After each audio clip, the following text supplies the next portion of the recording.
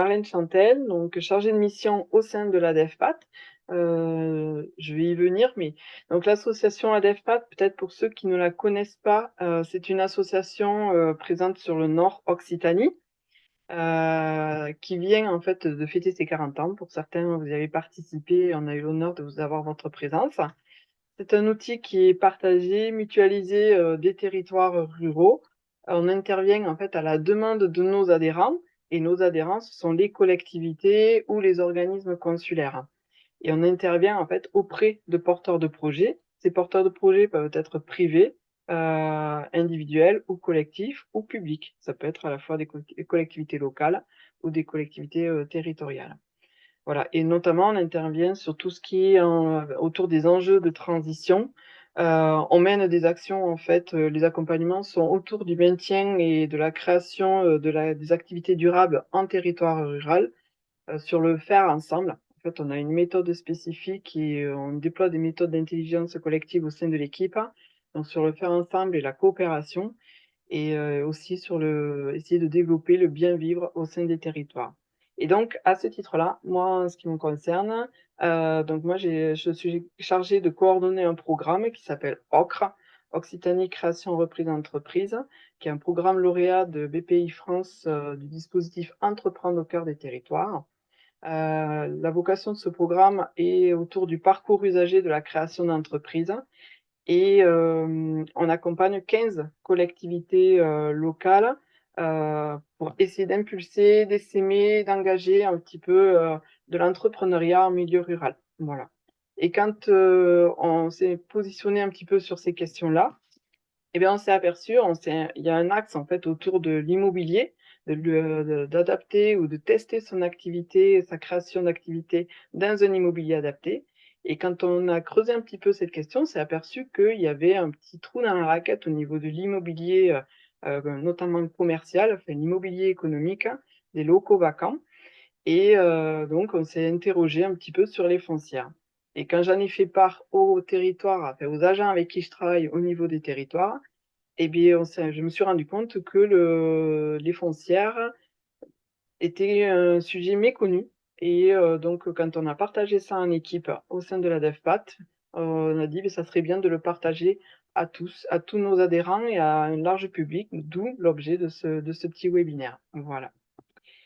Donc, du coup, j'en ai fait fini pour la présentation. Le déroulé de ce webinaire, donc je vais donner la parole en premier à la Banque des Territoires. Je laisserai Fabien et Guillaume se présenter. En suivant, donc il y aura le temps des questions. En suivant, je donnerai la parole à Mélanie Mort, donc responsable service au sein de la foncière Focale, qui se présentera également et qui aura un support également. Ensuite, je donnerai la parole à Raphaël, donc de Village Vivant, Tom Reynald de la foncière Belle-Vive, et on terminera par donc l'intervention de mon collègue Pascal Bonnet de la DEFPAT. Voilà. J'ai pas fait attention. Pascal, est-ce que tu as accepté tout le monde ou pas? Oui, tout va bien. Ok, parfait. Alors du coup, Fabien, je vous propose de démarrer. Je vais vous partager donc l'écran. Est-ce que ça fonctionne pour tout le monde? Je pense que oui, j'ai pas de message dans le chat, donc Oui, vous nous entendez? oui. Oui, oui, on vous entend. Très bien alors. Très bien. Ah ok, très bien. Pardon, désolé, on y arrive. Merci beaucoup Marlène. Bonjour à tous. On est très content d'être avec vous aujourd'hui pour parler d'un sujet qui nous occupe beaucoup à la Banque des Territoires. Et donc on est deux là présents à l'invitation donc de Marlène et de la DEFPAT pour évoquer ce que fait la Banque des Territoires. Donc je commence par moi, c'est mal poli, mais Fabien Bourgeois, je suis le responsable des partenariats régionaux à la direction régionale Occitanie de la Banque des Territoires. Et je coordonne par ailleurs les dispositifs Action Cœur de Ville, Petite Ville de demain, qui sont des cibles, on va dire un peu prioritaires de nos actions, et notamment sur le volet commercial. Je suis accompagné de Guillaume, que je laisse se présenter. Merci. Moi, je suis Guillaume Depelchin. Je suis chargé du suivi référent des programmes Action Cœur de Ville et Petite Ville de demain dans la région Occitanie pour la Banque des Territoires. Voilà. Et peut-être, avant de parler de ce que fait la Banque des Territoires sur le sujet de la revitalisation, vous dire un mot de qui nous sommes, parce que je suis pas sûr que tout le monde nous connaisse sous cet intitulé-là, qui est assez récent, parce qu'il date de 2018. En fait, la Banque des Territoires, c'est bien la Caisse des dépôts. C'est une marque, en fait, qui a été créée pour regrouper toutes les missions d'intérêt général de la Caisse des dépôts. Et les missions d'intérêt général, hein, rapidement, elles sont principalement d'être le banquier du service public de la justice, c'est-à-dire les fonds des notaires en particulier qui sont centralisés chez nous, et d'être un financeur des projets de long terme et structurants, notamment financeur du logement social. Hein, on finance à peu près 70% du logement social français hein, à la Caisse des dépôts, et financement des investissements long terme des collectivités locales aussi. Pour vous donner juste un chiffre, on mobilise en moyenne 1 milliard d'euros de prêts par an sur la région Occitanie pour le logement social, la politique de la ville et les collectivités locales. Et on est aussi investisseur en fonds propres dans des outils, notamment de portage d'immobilier. Et le sujet des foncières de revitalisation s'inscrit dans ce métier-là de la Banque des Territoires d'investisseurs de long terme. Dans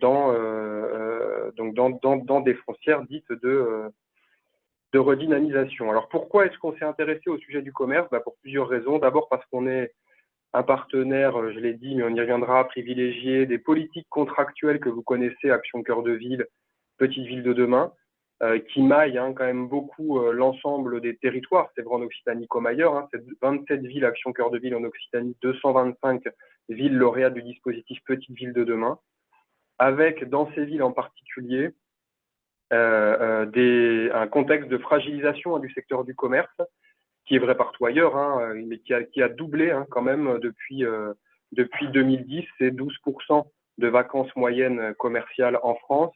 Il y a certains territoires dans des villes moyennes, et je pense à certaines villes notamment dans la région, où on dépasse les 25% de vacances.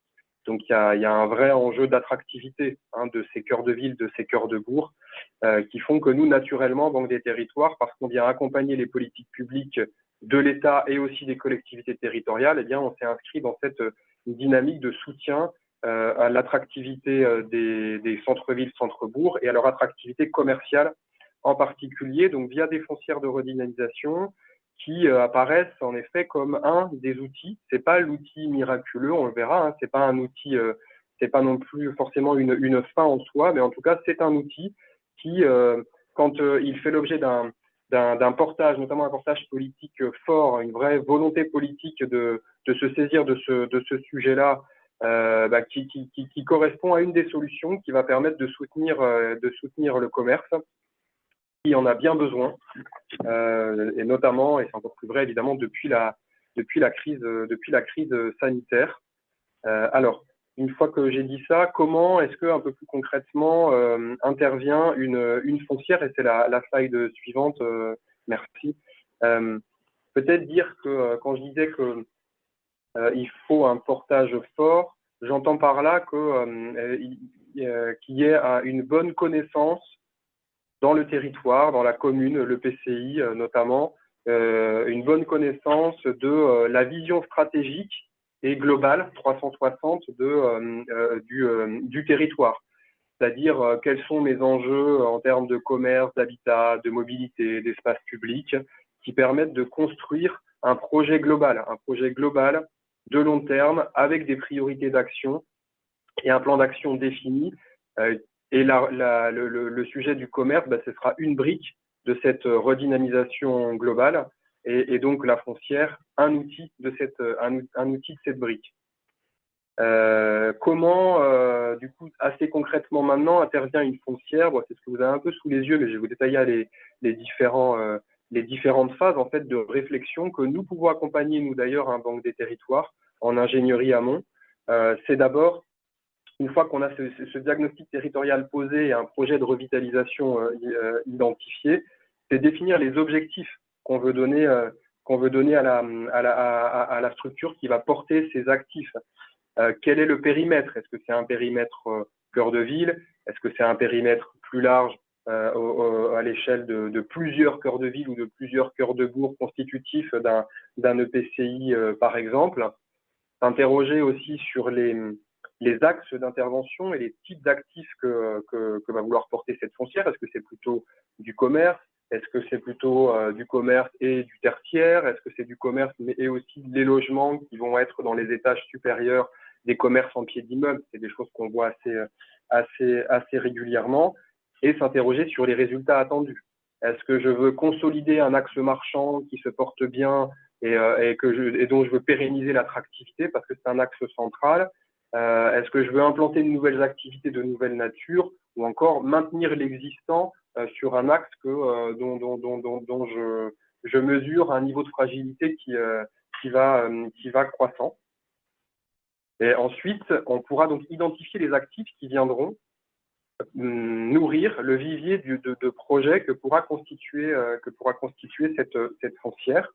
Donc cette phase d'identification des actifs, elle est, pour moi, elle comporte deux natures d'actifs. Il y a les actifs qui sont aujourd'hui vides, vacants, et que la foncière va pouvoir porter, et aussi pour assurer une rentabilité en fait d'une foncière, parce que n'oublions pas que une foncière, ça reste un outil, ça reste une société commerciale, en fait, donc qui doit trouver un équilibre, qui pourra profiter bien sûr de subventions, mais pas que, et qui en tout cas devra assurer au long cours un équilibre. Et ça, au départ en tout cas, ça peut passer par l'alimentation d'actifs de rendement. Quand je dis d'actifs de rendement, c'est des actifs, propriété par exemple de la collectivité, qu'elle va accepter de mettre au pot de la foncière de manière à valoriser cette foncière par cet apport en nature qui va générer des loyers récurrents, sécurisés, et va permettre à la foncière d'aller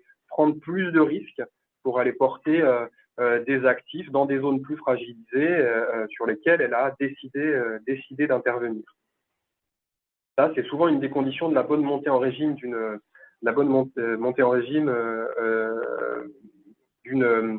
d'un outil de type foncière qui devra aussi s'interroger sur ses choix de modalités d'intervention, parce qu'elle va acheter des biens.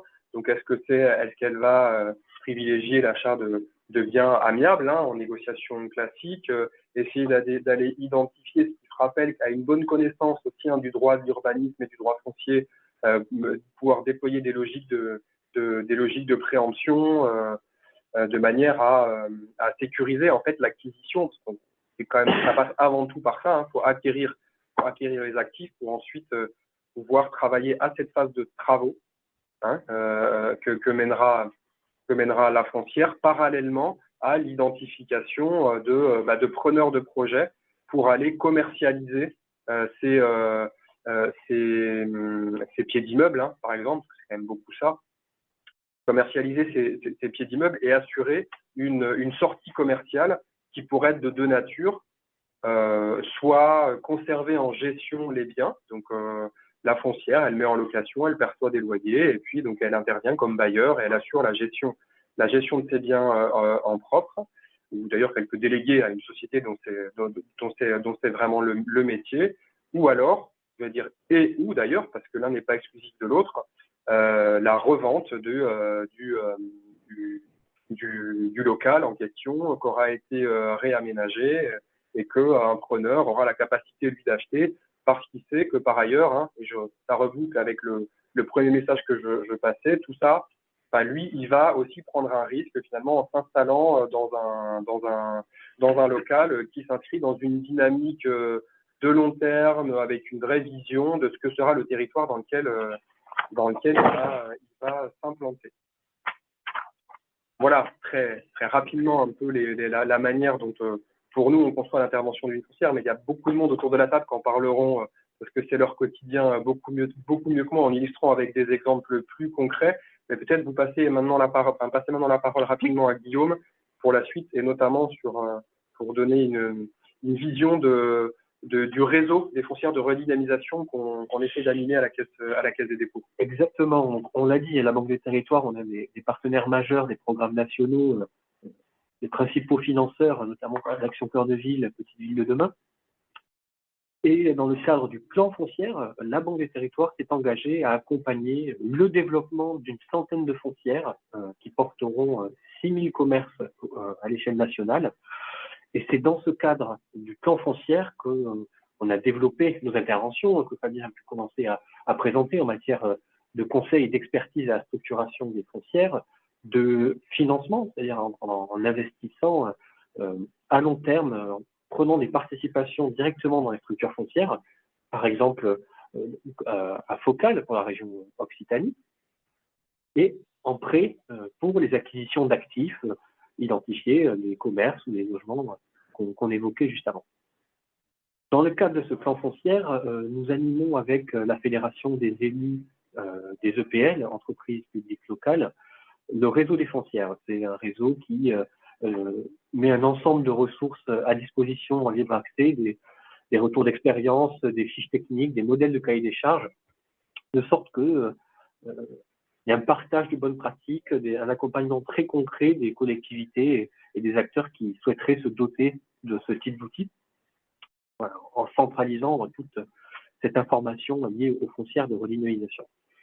En complément de ces outils en libre accès, nous organisons normalement tous les 2 ou 3 mois, le dernier était début décembre, des ateliers des foncières de redynamisation qui sont librement revisionnables sur YouTube. Si entre Noël et le Nouvel An, vous avez un peu de temps, je vous invite à aller les consulter. C'est très intéressant, c'est un sujet spécifique des foncières sur les foncières à chaque fois. Le réseau national des foncières nous permet d'avoir un certain nombre de retours d'expérience qu'on peut vous partager aujourd'hui sur l'avancement et le déploiement de ces foncières. D'abord, les foncières,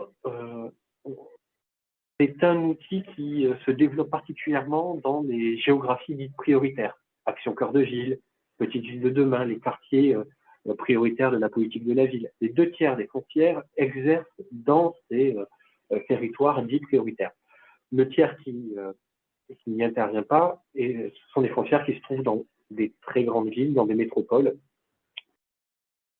comme à Paris par exemple. Ce qui est intéressant sur le diagramme de gauche, c'est intéressant la couverture territoriale, c'est que plus la densité du territoire est faible, plus la foncière doit agrandir son périmètre, son territoire d'intervention. Par exemple, on a un tiers des foncières qui interviennent à l'échelle communale, ce qu'on retrouve dans les très grandes villes, à La Rochelle, à Lyon, à Paris, à Toulon. À l'échelle des agglomérations, on s'ouvre, j'allais dire, aux villes moyennes, par exemple à Nîmes, à Béziers, dans la région, des exemples en France également, et c'est à l'échelle des foncières qui agissent à l'échelle départementale où on va commencer à toucher des petites villes de demain, si je puis dire. Proche de chez nous, on a le Lot-et-Garonne, par le biais d'une filiale de SACEM, on a aussi l'exemple de la Nièvre, de la Charente. Le constat, c'est qu'il y a besoin d'une masse critique d'offres qui regroupe généralement une quinzaine, une vingtaine de petits locaux, et que l'échelle d'un seul petit centre-bourg est difficilement pérenne, ou en tout cas les acteurs ont du mal à exister à cette échelle-là aujourd'hui. On a une seconde approche par le volume des affaires. On est dans un temps de montée en puissance de cet outil de foncière qui était encore assez peu répandu il y a quelques années. Aujourd'hui, 30% des opérations qui étaient identifiées dans les plans d'affaires, lorsqu'on a lancé le plan foncière au sortir du Covid en 2021, 2020, me semble-t-il, 30% de ces opérations-là ont été livrées, réalisées.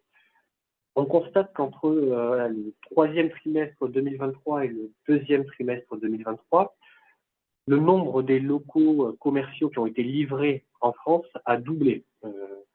C'est un rythme d'accélération. Donc, au total, on a plus de 90 000 mètres carrés de locaux qui ont été rénovés en France par des structures foncières de redynamisation. Et ce qui est intéressant, c'est que même si le nombre de locaux créés augmente, le nombre de locaux prévisionnels ne diminue pas. Donc, ça montre bien la montée en puissance et le rythme, y compris dans les années à venir, de ces foncières qui continueront à se développer. En ayant une approche par type d'activité, on voit la la grande diversité de ces foncières-là qui interviennent également pour certaines dans le champ du tourisme à l'échelle régionale, par exemple en Pays de la Loire. Et lorsqu'on s'intéresse aux locaux, aux activités qui ont été transformées dans ces locaux-là, ce sont beaucoup des offres génératrices de flux, des restaurants, des offres de santé, des halles gourmandes, des commerces. On voit bien la vocation de ces outils de faire revenir en centre-ville des flux, de la consommation. Et c'est ce qu'on évoquait, c'est une des difficultés que rencontrent les foncières pour trouver et accompagner le bon porteur de projet qui sera à même de proposer cette offre et la faire réussir dans cet objectif de ramener les flux en centre-ville dans une offre de qualité. Pour conclure sur notre intervention, avant de laisser la parole aux questions, on a quelques critères de réussite qui semblent ressortir des premières expériences qu'on a pu vous partager.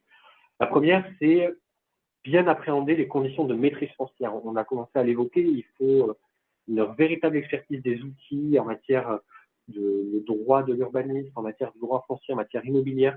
Il faut une bonne articulation avec les services techniques des villes. Il faut s'impliquer et être visible sur le terrain, c'est-à-dire avoir une bonne coordination avec les services de développement économique, avec les managers de centre-ville, qui, eux, généralement, arrivent à avoir les bonnes infos sur les porteurs de projets, parce que ce sont des opportunités d'affaires, d'opérations à venir pour ces foncières-là. Il faut évidemment avoir une gestion patrimoniale, financière et dynamique, je veux dire, entre la création de la foncière et sa vie. Il va y avoir plein d'aléas conjoncturels, structurels, nationaux, locaux, sur lesquels la foncière devra réussir à rebondir, à s'adapter, notamment en ayant en son sein des actifs de rendement. La foncière n'a pas vocation à se positionner sur des emplacements non désirés que personne ne veut. Il faut, pour son équilibre économique, qu'il y ait également des actifs premium qui vont permettre justement de générer des loyers importants et qui permettront de compenser des locaux sur lesquels on n'aurait pas la même rentabilité et qui pourraient toutefois être traités dans ce cadre-là. Et enfin, je pense qu'on a un message qu'on a pu faire passer, il faut les compétences adaptées. Et je crois que vous avez, grâce à ça, quelques acteurs autour de la table qui sont à même de vous accompagner et qui sauront vous faire part de leur expérience dans les présentations à suivre. Et du coup, nous sommes disponibles pour répondre à vos questions, si jamais il y en avait, ou plus tard, sans aucun problème. Merci de votre attention. Merci Fabien, merci Guillaume. Je ne sais pas s'il y en a qui ont des questions. Je vais un peu partir dans le chat. Parce que j'ai oublié de préciser au niveau en introduction, il est vrai que là, on a fait le parti pris au niveau de ce webinaire de la volonté de faire intervenir des acteurs et des opérateurs déjà existants sur le territoire d'intervention de la DEFPAT. Donc, c'est pour ça qu'on a demandé à Belleville, Village Vivant et Focal d'intervenir cet après-midi. On n'a pas fait le choix de partir, d'avoir le parti pris sur comment créer une foncière, en fait, territoriale ou locale. Ça pourrait être l'objet d'un autre webinaire s'il y avait des demandes dans ce sens, mais effectivement, là, nous, en tant au sein de la DEFPAT, l'idée, c'est d'être plutôt dans la complémentarité et du coup, de jouer avec les acteurs déjà présents sur nos départements.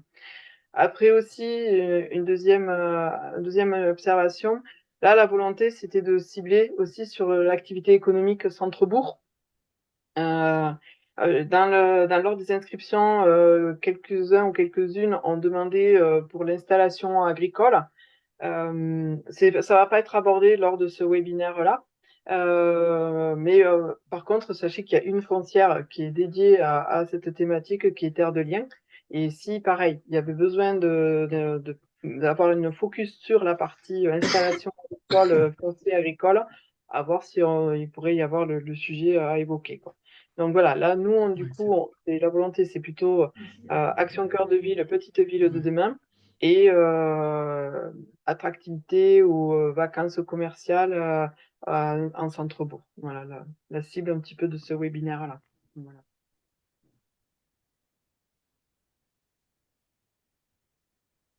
Pas de questions pour l'instant? Alors, il n'y a pas eu de questions dans le fil de discussion. C'est que la présentation a été très complète. J'espère que c'est pour cette raison-là.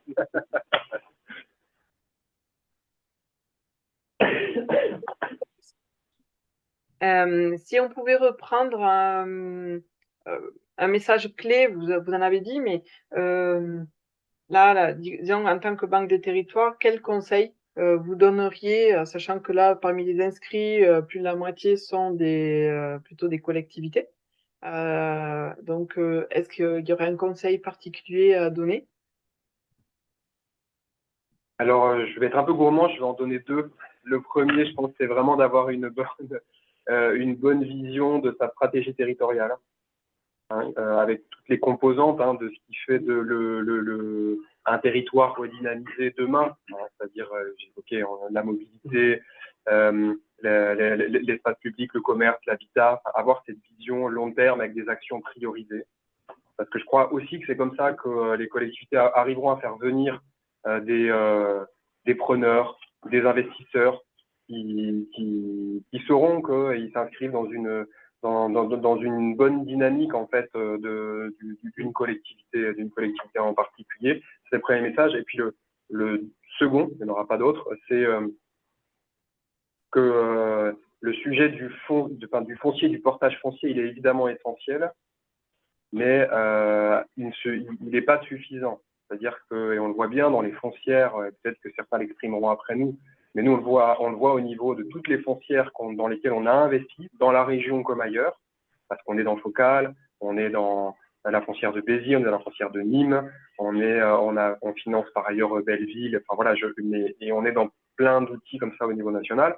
Le point de difficulté, souvent, ça reste l'identification du preneur.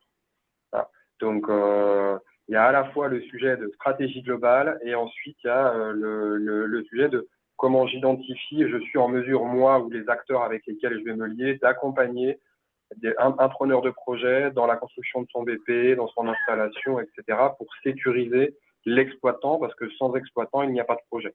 Enfin, en tout cas, sans exploitant, le projet restera au stade du projet.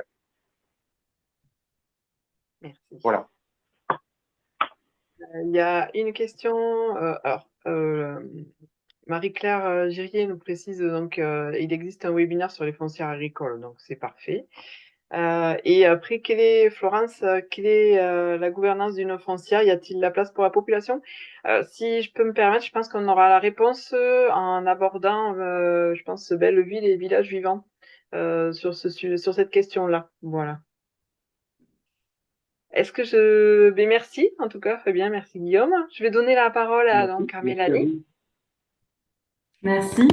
Alors, au passage, je peux, sur la foncière agricole, parce que Focal est une filiale de la CEMARAC, l'Agence régionale d'aménagement et de construction, où il y a 150 collaborateurs. On a une grande région. Alors, on a grossi. Et là-dedans, on a aussi une foncière agricole qui a été développée pour l'aide à l'installation des agriculteurs, des jeunes agriculteurs, et notamment pour porter le foncier les premières années de l'installation. Voilà, je ferme la parenthèse. Et je vais vous partager. Voilà. Peut-être te présenter? Oui. Donc moi, je suis Mélanie Mort, donc au départ responsable de projet sur tout ce qui est renouvellement urbain, notamment avec des projets qui étaient qu'on peut avoir sur des territoires avec l'ANRU, et puis aussi de l'aménagement classique de type ZAC, concession d'aménagement, et avec aussi dans un passé un peu plus lointain chef de projet sur tout ce qui était, et c'est un lien parce que je pense qu'on est en plein dedans, tout ce qui était au PARU. Voilà. Et là, ça permet d'introduire, parce que Focal, c'est une foncière commerce créée à l'initiative de la région Occitanie et capitalisée donc avec à la fois indirectement par la région Occitanie via la CEMARAC, mais aussi par l'EPF, qui fait partie de nos actionnaires, et par la Banque des Territoires, comme a pu le dire Fabien. Cette foncière, son rôle est vraiment d'intervenir dans les centres anciens, dans les centres-villes, dans les bourgs-centres, Action Cœur de Ville et Petites Villes de demain, sur les boucles marchandes, et dans un mode qui est plutôt de refaire la ville sur elle-même, mais en conservant au maximum le bâti. Donc, dans une logique plutôt patrimoniale. Je ne dis pas que ça ne nous arrivera jamais d'avoir de la démolition et de refaire quelque chose en neuf, mais pour l'instant, ce n'est pas arrivé et ce n'est pas forcément l'optique. L'optique est plutôt de conserver, de travailler avec les ABF et de travailler en conservant le bâtiment tout en le remettant à la fois au goût du jour et aux normes. C'est bien une échelle bâtimentaire, c'est-à-dire qu'on se retrouve très régulièrement à ne pas pouvoir intervenir uniquement sur le local commercial en rez-de-chaussée et avoir besoin de travailler à l'échelle de l'immeuble avec les 2 étages, 1 ou 2 étages ou 3 au-dessus. Le sujet étant quand même la salubrité, en tout cas la salubrité de ces immeubles et de pouvoir vraiment avoir un effet de levier sur la qualité du bâti, mais aussi régulièrement sur les notions de remembrement pour pouvoir créer des locaux d'activité qui soient mieux adaptés au commerce d'aujourd'hui, donc en évitant si possible des surfaces qui seraient inférieures à 50 mètres carrés et en cherchant à remembrer. Notre modalité d'intervention, donc c'est bien dans ces cœurs anciens, et c'est alors une foncière, c'est un synonyme d'investisseur immobilier qui est souvent utilisé d'ailleurs dans les collectivités locales, et c'est aussi très rapidement quelqu'un qui devient un propriétaire bailleur, un propriétaire qui loue des locaux. Et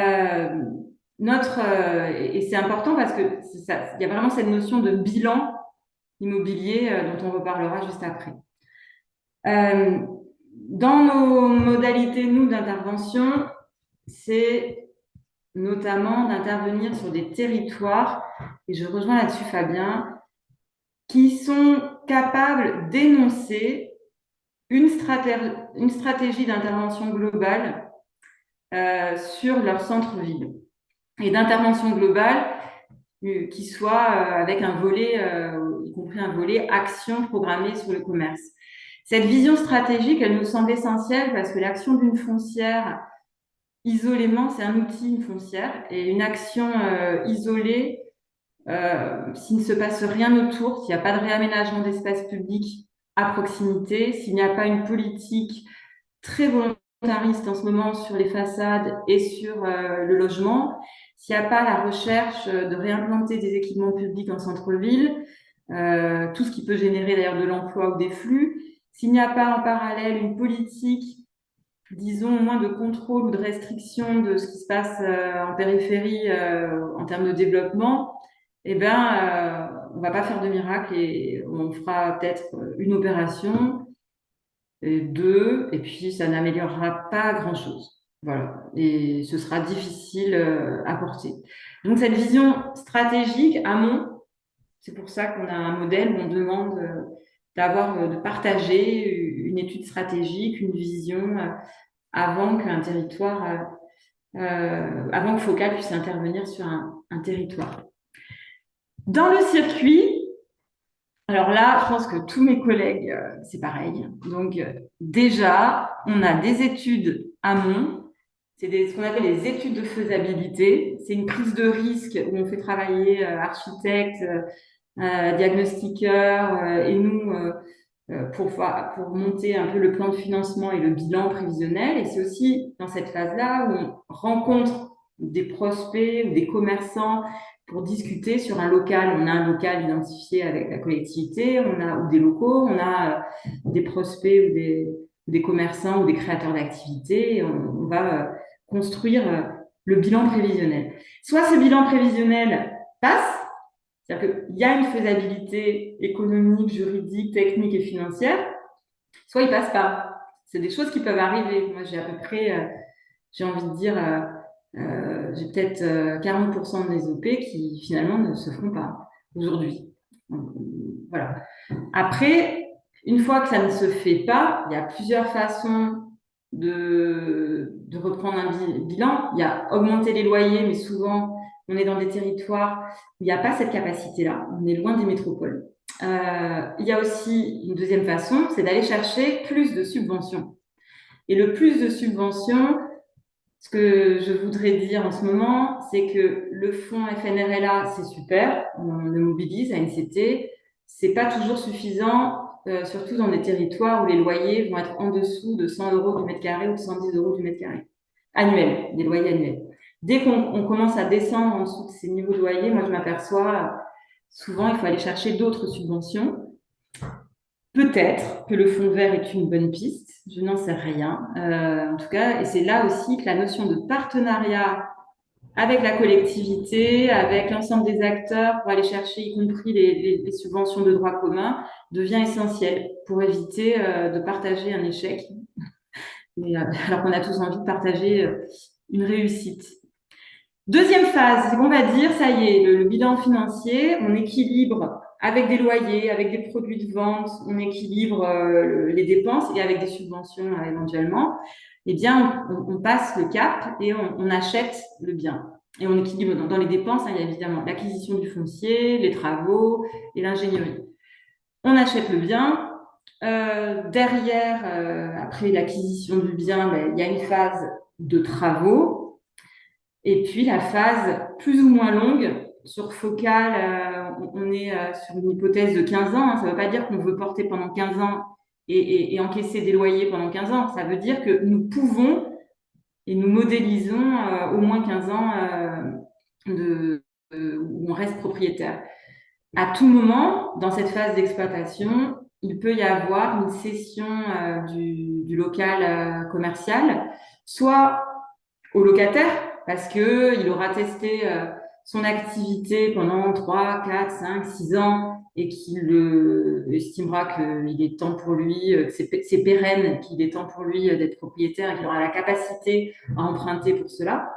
Soit ça peut être aussi une collectivité, le cas c'est pas produit mais on peut imaginer. Ça peut aussi être un autre investisseur, ça peut être un investisseur particulier, ça peut être plein de choses. Et donc, il y a une session à ce moment-là. Pour la partie logement, aujourd'hui, dans le modèle de Focal, nous prévoyons de très vite identifier un repreneur pour les logements et notamment de les vendre en priorité aux bailleurs sociaux, mais pour certains territoires et certains emplacements où la commune, à juste titre, estime qu'il y a un parc social de fait déjà important, ça peut être aussi vendre à du particulier en logement libre. Comment on mobilise Focal? Pour les collectivités, par un courrier à Focal ou à la région Occitanie.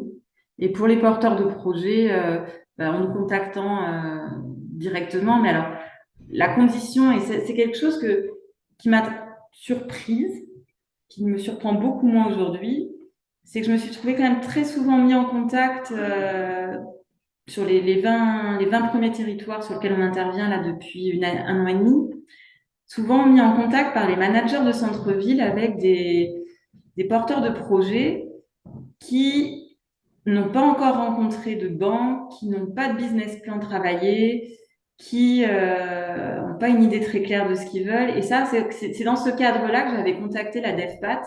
Et c'est dans ce cadre-là aussi que je me dis que nous avons besoin d'articuler nos modèles là, immobiliers d'entreprise avec les associations et les structures qui accompagnent des porteurs de projets.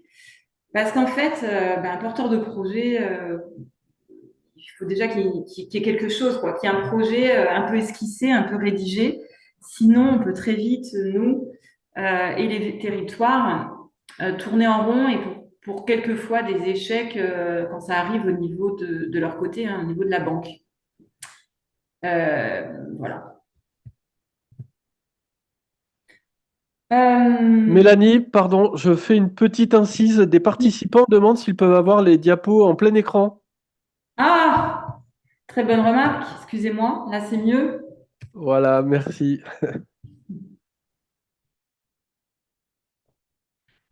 Euh, Ça, je pense que voilà, c'était juste pour exposer quel type l'outil focal. Moi, je trouve qu'il est pas mal aussi pour les repreneurs. Là, on a eu un cas, nous, à l'ODEV, qui était intéressant parce que c'était un départ en retraite et d'un commerçant qui était à la fois propriétaire des murs et propriétaire du fonds de commerce qui avait encore une valeur, parce que c'était une bijouterie. Et donc, le repreneur avait la capacité d'acheter le fonds de commerce, mais pas du tout les murs, hein. C'était quelqu'un qui venait de créer sa boîte. Et donc là, à ce moment-là, l'intervention d'une foncière permet et facilite cette transition. C'est aussi intéressant pour des créations d'entreprises. Et dans un autre, alors ça c'est plus récemment sur Lourdes et sur Agde d'ailleurs, on va le faire aussi sur Agde. On montre un nouveau modèle, je ne sais pas si on peut appeler ça comme ça, c'est pour pouvoir offrir des locaux disponibles quand un porteur de projet se présente et cherche rapidement à s'installer dans le centre-ville. C'est une location directement à la mairie. À Saint-Gaudens aussi, là on a acheté un bien et on fait ça sur la moitié du local. C'est ce qui peut pour permettre en fait c'est un peu sur le modèle des boutiques à laisser. Alors c'est une marque déposée, donc j'aurais pas dû le marquer, mais c'est un peu sur le modèle des boutiques à laisser. Ça, c'était juste pour dire, voilà, toutes les communes ou tous les cœurs de ville qui ont euh, avec qui la stratégie, la phase d'identification d'une stratégie globale et la décision par les associés de FOCA, donc Banque des Territoires et EPF et Semarac a été prise pour intervenir dans ces territoires avec FOCAL. Donc vous avez Nice, c'est très varié. Ça va, il y a des petites villes, il y a des villes plus importantes. Voilà. Et donc nous sommes tout à fait ouverts à nous développer sur d'autres villes, puisque le rythme d'intervention opérationnelle est vraiment très variable, très très variable d'un territoire à l'autre. Un exemple, alors mince, vous voyez encore mon écran? Oui, c'est bon, Mélanie. Donc un exemple, c'est sur Rémoulin, c'est le dernier là qu'on a acheté. Donc c'est un immeuble avec un local commercial et 2 appartements. L'origine du projet, c'est un départ en retraite de l'exploitant de l'épicerie. Et il était propriétaire de l'immeuble. La mairie a trouvé un repreneur qui était un boucher et aussi un épicier qui voulait s'associer. Et eux, leur attente, c'était vraiment qu'on puisse rénover le local et leur louer. Et en parallèle, ils achetaient le fonds commerce. Donc, c'est la ville qui nous a sollicité. Et on a lancé une étude de faisabilité immobilière qui était cofinancée par Focal, par la Banque des Territoires et par la ville. Pour vous le situer, voilà, il est par là, donc à proximité du centre ancien, sur l'avenue Geoffroy Perret.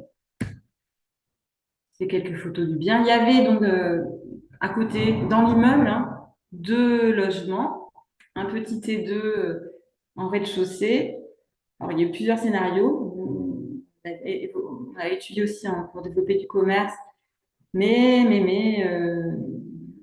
le bailleur social qui s'est engagé à nous racheter souhaitait avoir 2 logements. Donc, on a conservé les 2 logements, T2 et T4.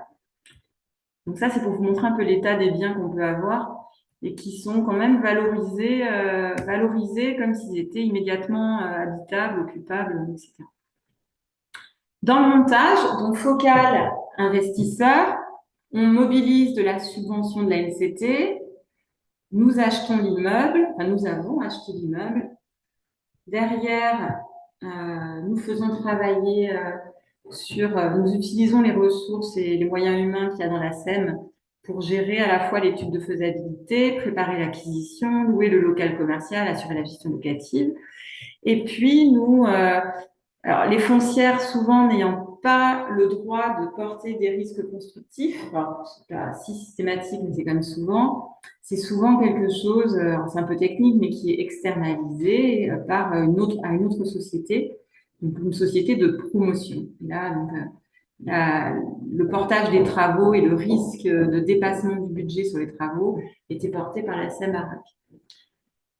Et à l'issue de quoi, nous vendons 2 logements rénovés à Grand Delta, qui est un bailleur social, et qui va faire du PLS, du plus. Non, c'est du plus sur cet emplacement. Et nous louons aux commerçants les murs du rez-de-chaussée. Là, c'était un peu des données économiques. Pour vous dire aussi, voilà, ce qu'il faudrait retenir, là, c'est le prix de vente des logements. Après rénovation, 1 800 € du mètre carré. On est en train de le rediscuter pour le faire peut-être évoluer, mais il n'évoluera pas au-dessus de 1 900 € du mètre carré. Et ça, clairement, c'est à perte. Nous revendons un peu moins cher, 5 000 € moins cher que ce que ça nous coûte en termes d'acquisition, travaux et ingénierie. Ça, c'est une donnée pour les collectivités, je trouve, à prendre en compte. C'est-à-dire que le travail de négociation avec vos propriétaires qui sont souvent là depuis longtemps et et c'est légitime, veulent valoriser leur foncier parce qu'il est bâti, eh bien, c'est vraiment discutable parce qu'en fait, on se retrouve où ce sont des opérations qui coûtent aussi cher que de faire du neuf. Et donc, la charge foncière, quand la charge foncière est considérée comme du bâti, on se retrouve à vraiment pas arriver à équilibrer les opérations, y compris là avec les subventions.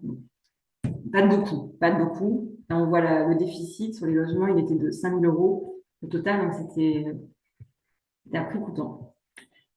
Là, c'est un bilan, pour montrer juste un bilan, un exemple de bilan. Hein. Donc, surface de commerce, 110 mètres carrés, surface de logement, 140 mètres carrés.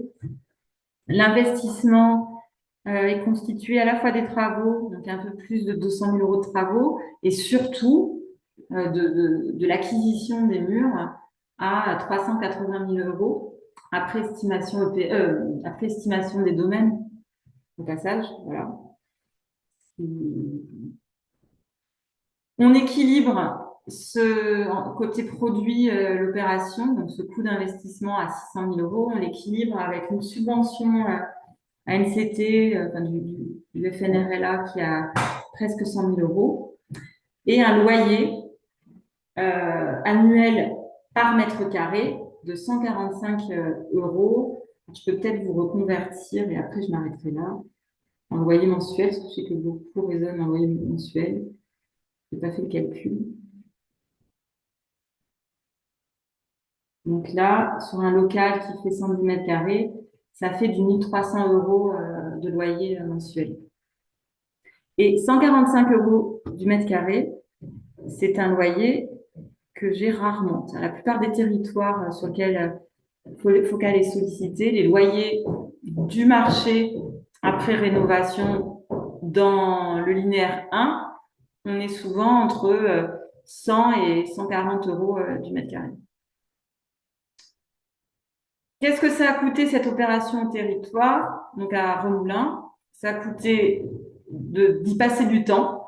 Ils ont passé du temps à chercher des porteurs de projets, à être avec nous dans des réunions, à travailler aussi, à discuter avec l'ancien propriétaire. Et ça a coûté financièrement cette opération-là assez peu, parce que ça a coûté une contribution à l'étude de faisabilité, c'est tout. Et cette contribution était de 6 250 €. Mais ce n'est pas tout le temps comme ça. Voilà, je crois que j'en ai terminé. J'espère que je n'ai pas été trop longue. Non, merci Mélanie. On a eu des questions concernant donc Focal. Ah, j'ai perdu mes questions. Alors, il y a une première question sur Est-ce qu'il y a des contacts chambres des métiers dans les villes où Focal est présente? Des contacts chambres des métiers, oui, mais autour et coordonnés par le territoire. Donc, moi, ma demande, c'est quand même, on a aussi des contacts directs avec certaines chambres de métiers, mais pas toutes. Par contre, c'est vraiment que la recherche de porteurs de projets, nous, on peut fournir des outils, notamment des appels à manifestation d'intérêt qu'on a testés ailleurs, des outils de communication, de faire des publicités sur le Bon Coin, de faire proposer plein d'outils et des fois faire de la communication directe. Par contre, l'articulation et au niveau local des différents partenaires, des différentes institutions, on estime que c'est un réseau déjà existant, un réseau local. Nous, on arrive, on est d'une échelle, on vient d'en dehors du territoire, on est d'une échelle régionale, et donc on a besoin de l'entre-gens et de la coordination qu'ont les chefs de projet Petites Villes de demain localement ou les managers de commerce. Surtout que pour moi, ces constitutions d'activités, ces animations aussi du réseau commerçant, ça s'inscrit dans un temps long et pas dans le temps d'une foncière qui débarque avec une priorité qui est d'ici 6 mois lancer une opération. C'est des réseaux qui se construisent dans un temps bien avant et qu'il faut qu'ils aient été commencé à être construits bien avant notre arrivée et qui perdurent bien après, quoi. Voilà. Alors ensuite, il y a 3 questions sur la nature des constructions. La première, c'est sur les constructions neuves. Mélanie, vous avez déjà répondu là-dessus. Enfin, vous avez déjà apporté des éléments, il me semble. Vous intervenez sur du neuf? Moi, j'interviens alors sur du neuf. Qu'est-ce qu'on appelle du neuf? Est-ce qu'on intervient sur un terrain vierge et pour construire, il faudrait qu'il soit quand même dans le cœur de ville et c'est pas souvent. Ce serait une friche dans un hypercentre. Je n'ai pas le cas pour l'instant, mais pourquoi pas? Sinon, ma première réponse, c'est quand le bâti peut être sauvé, on sauve le bâti. Juste Pascal, est-ce que du coup, les 2 autres questions peuvent concerner, je pense aussi les Belleville et Village Vivant. Ce que je te Exact. propose, c'est d'en Ouais, reparler à l'issue des interventions de Tom et de Raphaël. tout à fait. Hein. Merci. Merci Mélanie en tout cas. Merci à vous. Donc je vais donner la parole à Raphaël.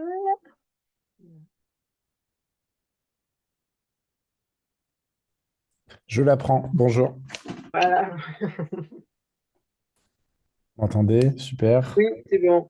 Parfait. Alors moi, je ne sais pas si ça va marcher, mais j'aimerais bien vous voir. Ah, ouais, alors du Tu, coup, il faut que je tu crois rassure que ça tout le va faire monde. J'ai ralentir tout le désactivé monde les ou pas? caméras, Parce tout que le monde. ceux qui veulent, mais moi, en fait, sinon, je travaille sur le vivant et sur les collectifs et j'ai du mal à voir des écrans noirs.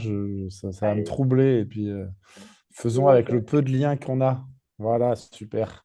Si vraiment ça marche pas au niveau des flux, eh ben, on l'enlève. Mais moi, j'aime bien voir les gens.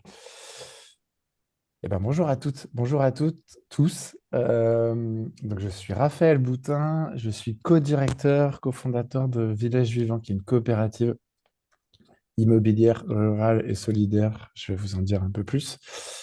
Merci à la DEFPAT de m'avoir proposé d'intervenir. Et bonjour aux différents partenaires, que ce soit la Banque des Territoires, je ne sais pas s'ils sont encore là, non, ou faut partir. à Tom aussi, Belleville, avec des gens avec qui on travaille. Et puis j'ai vu d'autres noms. Est-ce que c'est moi Alors, je croyais que c'était Non, toi qui ouais, passais ouais, le... c'est C'est moi ça, qui hein? partage. Oui, c'est ça. Voilà. Ok, super. Donc, je vais le voir aussi quand même, tu me dis. Ouais. Attends, je trouve pas. La vie, il n'y est plus. Ah, il est là.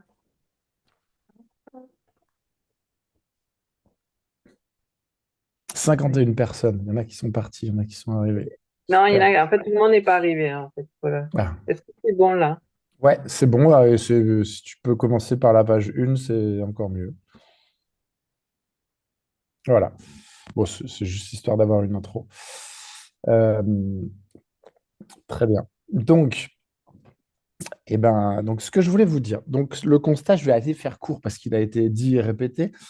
Euh, le pourquoi Village Vivant, c'est le besoin, enfin, c'est le double constat à la fois des locaux vides des difficultés finalement qui ont été abordées, que vous connaissez tous, mais c'est aussi, nous, le constat qu'on a fait, on n'est pas les seuls, hein, bien sûr, c'est que, il y avait plein de nouvelles formes de commerce, de création de lieux, qui venaient un peu bousculer les codes classiques du commerce, justement, qui venaient un peu bousculer les consulaires et parfois les élus, et qui fonctionnaient.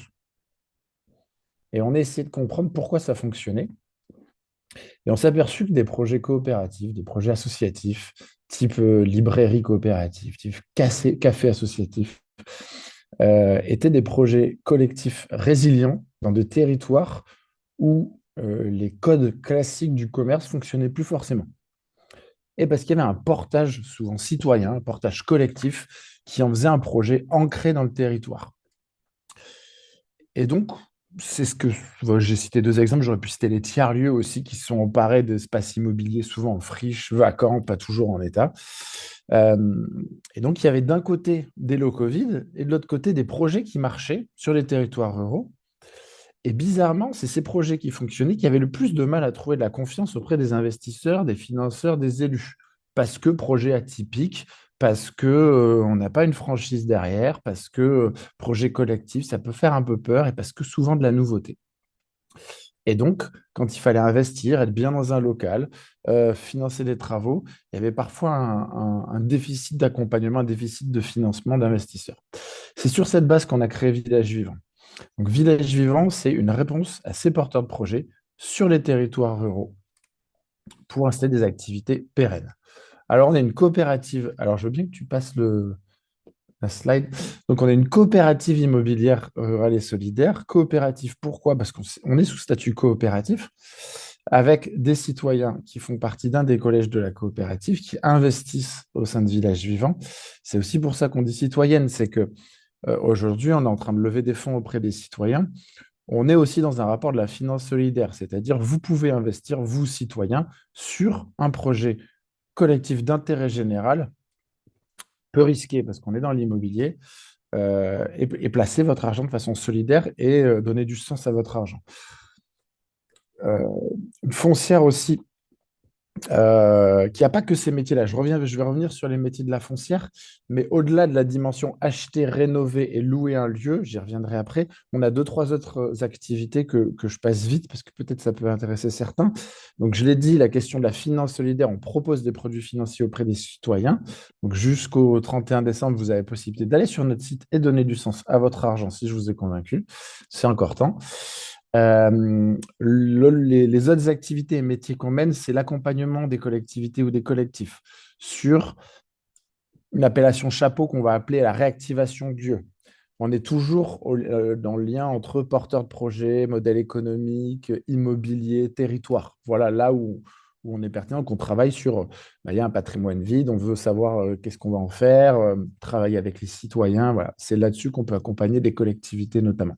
Et la formation, on a des formations notamment pour les élus, les techniciens, les porteurs de projets sur les thématiques qui sont les nôtres, développement rural, commerce de proximité, économie sociale et solidaire. Alors, quel élément déclencheur pour qu'on intervienne? Village Vivant en tant que foncière. Donc, notre métier, c'est d'acheter, de rénover et de louer. Ouais, je veux bien que tu restes un moment sur celle-là. D'acheter, de rénover et louer des locaux d'activité dans les territoires ruraux.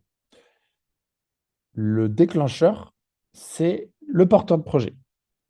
On l'a dit au début, plusieurs l'ont dit, on ne vient pas par l'offre. Pourquoi? Parce que l'immobilier, c'est un élément. Et que nous, plutôt que d'essayer forcément de trouver un porteur de projet dans un local vide, on veut se dire plutôt, quand il y a une bonne idée, une bonne activité, autant le sécuriser et l'ancrer sur du long terme. Donc, c'est par ce biais-là qu'on rentre par la question de la demande immobilière. Donc, le schéma, c'est un porteur de projet qui vient vers nous et qui dit, est-ce que vous pouvez acheter ce local? Donc ça crée un rapport preneur-bailleur un peu particulier parce que c'est le locataire qui vient choisir son propriétaire. Et donc, il faut que le projet soit mûr, qu'il soit prêt, viable économiquement, que le local ait été identifié et qu'on l'achète. Là-dessus, on a tout un process d'instruction long, à la fois du bien immobilier du territoire, mais aussi et surtout du projet. C'est ce qu'on va essentiellement instruire. C'est le projet. L'immobilier, là-dedans, c'est un outil. c'est un blocage, mais c'est un outil. Donc, on va passer beaucoup, beaucoup de temps avec les porteurs de projets qu'on accompagne autant qu'on instruit pour voir si le projet est viable économiquement et que les gens qu'on installe ne vont pas aller au casse-pipe. Et par là même, parce que c'est le même raisonnement, l'argent qu'on investit, on ne va pas le perdre parce qu'on gère de l'argent citoyen. Donc, on se doit de pouvoir assurer nos investissements. Les autres critères, c'est il faut que le porteur projet le projet soit sur notre zone géographique. Alors là, la carte est petite, vous pourrez aller voir sur notre site internet. On a 2 lieux implantés, peut-être un troisième un peu plus proche de chez vous dans quelques années. Mais aujourd'hui, on intervient sur le nord de l'Occitanie. Pourquoi? Parce qu'on a implanté, le siège est à Cré dans la Drôme, et on a une antenne à Clermont-Ferrand. Donc, il y a plusieurs départements d'Occitanie. Je pense au Gard, je pense à l'Hérault, je pense à la Lozère, qui font partie de notre zone d'intervention parce qu'on intervient à 2h30, 3h de chez nous. L'idée, c'est d'être en proximité avec les projets, indépendamment des zonages administratifs qui nous intéressent par rapport au financement, mais à part ça, ça ne nous intéresse pas tant que ça. Donc, c'est pour ça que la région est coupée en deux. Aujourd'hui, on a 2 projets acquis en Lozère, du côté de Florac et du côté de Saint-Romain-de-Tousque, au-dessus de Moissac-Vallée Française. Un projet de tiers-lieu, la Pompe à Florac, et une ressourcerie qui fait office de magasin de proximité, réellement, sur la corniche des Cévennes, parce que le premier magasin de meubles ou de vêtements doit être à 45 minutes. Je veux bien que tu passes à la slide suivante. Alors, les exemples d'activités installées. Là encore, on n'a pas un type d'activité. On n'installe pas que des tiers-lieux, on n'installe pas que des boulangeries. On installe la bonne idée, la bonne réponse amenée par un porteur de projet. Ce n'est pas nous qui choisissons ça, c'est le porteur de projet qui vient avec ça. Par contre, on a des critères. Il faut que le projet soit associatif ou coopératif systématiquement. Et il y a une bonne raison pour ça, je vous le dirai après. Il faut que le projet soit viable économiquement et réponde aux autres critères que j'ai nommés. Mais voilà, on peut avoir des projets tout à fait commerciaux, très commerce, comme l'auberge de Beaufort, qui est restaurant, épicerie, point poste, 5 emplois, plus de 700 000 euros d'investis, et ils font du commerce, très clairement. Mais ils sont sous forme coopérative. Et un projet beaucoup plus social, on a un espace de vie sociale, par exemple, on a le Pétassou, qui fonctionne à prix libre, avec des logiques des fois de non-lucrativité. Alors, d'un point de vue le commerce, on porte aussi un discours de se dire qu'on ne peut pas réintégrer systématiquement du commerce. Agissons sur les fonctions de bien vivre, agissons sur les fonctions de communauté, de ancrage des citoyens, et c'est par la réintégration, la création de lieux, on croit beaucoup aux lieux sociaux, qu'on fixera aussi des qualités de vie, du bien vivre au pays. Et c'est ce qui va ensuite faire suivre le commerce. Le commerce, il a toujours suivi, par définition. Donc, quand on ne peut pas agir sur le commerce, agissons sur les autres fonctions de sociabilité, notamment dans les territoires ruraux. Créons des bourgs, créons des villages qui répondent aux autres besoins de sociabilité, etc., dans une dynamique aussi de désertification des services et pas que du commerce. Donc ça fait partie des exemples. Voilà, on va passer vite, mais ça peut aller d'une boutique de 100 000 euros, 150 000 euros, à un projet quasiment d'1 million d'euros sur le plateau du Vercors. Aujourd'hui, on en est à 20 opérations immobilières. Alors, toutes ne sont pas ouvertes, en tout cas au public, parce qu'il y en a qui sont en phase travaux. Mais en tout cas, il y a 20 acquisitions de réalisées. La dernière, ça a été réalisée, d'ailleurs, c'est peut-être la 21e, je dis ça, hier. Dans 10 départements, ça représente 6 millions d'euros d'investissement, 61 emplois créés, pas au sein de Village Vivant, on est 15 au sein de Village Vivant, mais dans les lieux de nos locataires, pour 6 500 mètres carrés. Les autres choses, je les ai déjà dit, je veux bien que tu passes la slide. Alors, je vais faire vite sur la structuration, parce que ce n'est pas forcément l'objet du jour, mais ça répond à une question qui était posée sur la place des citoyens. Je l'ai un petit peu dit au début, on a une ambition d'en faire une foncière citoyenne. C'est-à-dire qu'on n'est pas on est un acteur privé, certes, mais on est dans le champ du commun. Et ça, pour moi, c'est une notion importante. C'est-à-dire qu'on veut aller sur le champ de l'intérêt général en installant des activités associatives ou coopératives, mais on n'est pas le public. Et d'ailleurs, on pense que le public, d'une, n'a pas le monopole de l'intérêt général, et que des fois, les temporalités du public ne sont pas compatibles avec les temporalités de développement rural sur du long terme et de l'immobilier. C'est pas, ça peut être une réponse, mais ça ne l'est pas toujours. C'est vraiment en complément de ces outils-là, hein, que je dis. Et du coup, c'est le champ du commun. Et avec les citoyens, avec les collectivités qui sont aussi dans notre coopérative, avec les partenaires, l'idée, c'est de créer un outil qui vient pallier aux problèmes de marché, mais plutôt sur du temps long. Alors, la question de la revente chez nous, on l'aborde, mais on est plutôt dans une logique de ne pas forcément revendre. Pourquoi? Parce que ça me pose question de venir avec de l'argent public, venir sur un problème de marché, et quand le marché va mieux, que ça reparte dans le privé. En tant que contribuable, ça me pose un problème. Et j'aimerais que la création de valeur qui est assurée sur nos projets retourne au projet.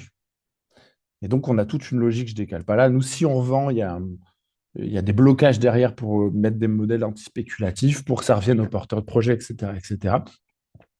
Et notamment, si on vend à une coopérative ou une association, derrière, c'est non lucratif, donc elle ne peut pas s'enrichir à son tour derrière. On a donc cette coopérative qui investit dans une société en commandite par action, qui est un véhicule financier, qui n'a pas de salarié, c'est juste un véhicule, qui mobilise l'argent de la coopérative et qui fait effet levier avec l'argent des institutionnels, la Banque des Territoires et des fonds d'investissement. D'ailleurs, j'en profite, je ne sais pas si nos associés de la Banque des Territoires, parce que nous sommes associés et partenaires, sont encore là, mais je rajoute dans leur slide, vous savez, il y a un numéro 4 qui était pour que ça fonctionne, il faut mobiliser des actifs de rendement dans son portefeuille d'actifs. Et du coup, je fais passer un message. Je ne suis pas forcément convaincu de ça. En tout cas, nous, on n'a pas cette idée-là. On considère qu'on est dans l'intérêt général, qu'on installe des projets et que ce qu'on veut mobiliser, ce n'est pas forcément des actifs de rendement pour équilibrer, mais c'est des financements long terme et patients sur le modèle du logement social auquel on a peu accès aujourd'hui. Donc, il faut que les outils financiers sur lesquels on se finance correspondent à l'ambition politique qui a été fixée par les instances. Et aujourd'hui, il y a un décalage entre les deux. Il y a des subventions, c'est très bien, ce n'est pas pérenne. On préférerait avoir accès à des emprunts long terme, par exemple, pour se financer et qui reconnaissent aussi, puisqu'on nous dit c'est vachement bien ce que vous faites, etc., etc. Donc, posons les outils financiers qui vont avec. Et pour reboucler la boucle sur le schéma, tout cet argent est réinvesti dans des SCI projets qui sont réellement propriétaires des biens. Je veux bien que tu passes la slide. Alors, je ne passe pas sur la palette des projets installés, je veux juste redire un mot. Pourquoi des projets associatifs ou coopératifs? D'une, éthiquement, on pense qu'on doit être dans un rapport à l'économie qui est plus collectif. Et les projets associatifs et coopératifs répondent pour nous à ces valeurs et cette éthique. Mais aussi parce qu'on est des investisseurs un peu bébêtes et qu'on va regarder la viabilité des projets et du coup de nos locataires. Et par exemple, un commerce sous forme coopérative, c'est 85% de pérennité à N+5, là où un commerce traditionnel, c'est 65%. Pourquoi? Parce que les statuts coopératifs vont bloquer, entre autres, il y a d'autres raisons, mais vont bloquer la revalorisation du capital et que la question de la revente du fonds, ou en tout cas des parts entre les associés, est réglée. Et c'est aujourd'hui une des raisons importantes qui font que les commerces ne sont pas repris dans les territoires ruraux. Pas que dans les territoires, mais en partie parce que le fonds n'arrive pas à retrouver preneur ou que les associés n'arrivent pas à régler ces choses-là entre eux. Donc le statut coopératif va entre autres régler ça. Voilà aussi pourquoi on n'installe que ça. Autre du fait qu'ils sont souvent plus ancrés, plus portés par les habitants, etc., etc. Je vous donne un autre exemple. Un projet d'épicerie porté par les habitants sur un village au-dessus de chez nous, dans une vallée du Vercors, là où des franchisés, ces gérants qui faisaient 70 heures par semaine, se sont cassés la figure les uns après les autres. Les habitants montent sous forme associative une épicerie qui aujourd'hui fait 400 000 € de chiffre d'affaires. Il y a 3,5 ETP qui sont à 35 heures. Pourquoi? Parce que le projet est plus résilient, il distribue des produits locaux, les habitants participent, et c'est un vrai projet de territoire. Voilà. Je vous donne un autre exemple, une épicerie qu'on vient d'installer dans un local dans le Diois. Au bout de 3 mois d'activité, le prévisionnel est largement dépassé, là où les épiceries bio et vrac sont plutôt en crise. Ils vont se payer à hauteur de 35 heures par semaine. Donc, chaque heure travaillée est payée au bout de 3 mois d'activité parce que l'activité fonctionne. Voilà, donc c'est des projets. On est au-delà des valeurs sur l'entrée économique. Quel type de projet on veut, quelle économie on veut, quel rapport au marché aussi à la propriété on veut. Et je pense que c'est des questions importantes qu'il faut se poser quand on parle de long terme et d'immobilier sur nos territoires. Je veux bien que tu passes à la slide suivante. Je fais beaucoup de... Ouais. Non, juste j'allais t'interrompre. Quand tu dis que les questions qu'il faut qu'on se pose, quand tu dis le on, c'est tu cibles qui? Cible tout le monde. En tout cas, nous qu'on s'est posé, et on continue à se poser, on ne prétend pas avoir la vérité, mais en tout cas, on a un axe politique, une charte forte qu'on défend, et on a construit un outil immobilier autour. En considérant que, en tout cas, à l'endroit de la ruralité, des projets d'activité, le marché n'est pas la solution, le marché était le problème. Et qu'on construit un outil qui est de l'ordre des communs pour pouvoir pallier à ce problème-là, et l'histoire de le gérer sur du temps long. Et donc, sur des territoires, plutôt que se dire comment faire revenir des activités, il nous faut un outil, c'est qu'est-ce que je veux sur mon territoire? Comment on vit bien sur mon territoire? Quel type d'activité on veut pouvoir soutenir? Est-ce qu'on veut aller chercher des franchisés? Est-ce qu'on veut soutenir des projets locaux? Est-ce qu'on veut être dans la planification du territoire? Est-ce qu'on veut être dans l'animation du territoire? Voilà, c'est tout. Quelle confiance je fais aussi aux associations, aux acteurs locaux? Est-ce que je vais les chercher là? Est-ce que je vais les chercher en dehors? Enfin voilà, c'est toutes ces questions-là auxquelles on ne peut pas répondre comme ça, hein, par un coup de baguette magique, mais bien évidemment qu'il y a des questions sur le qu'est-ce qu'il y aura dans les murs qui sont à se poser avant même de s'intéresser aux murs. Les critères, je les ai cités, du coup, je ne reviens pas dessus. Pardon, je fais un peu dans le désordre. Et donc là, c'est pour illustrer une opération. On est en Ardèche. Alors, on est au début des montagnes d'Ardèche parce qu'on est à 25 minutes au-dessus de Valence, donc on bénéficie déjà des flux de la vallée du Rhône, mais quand même, on commence un peu à rentrer dans les montagnes, dans un village qui compte 450 habitants. Je n'ai pas fait le dernier pointage.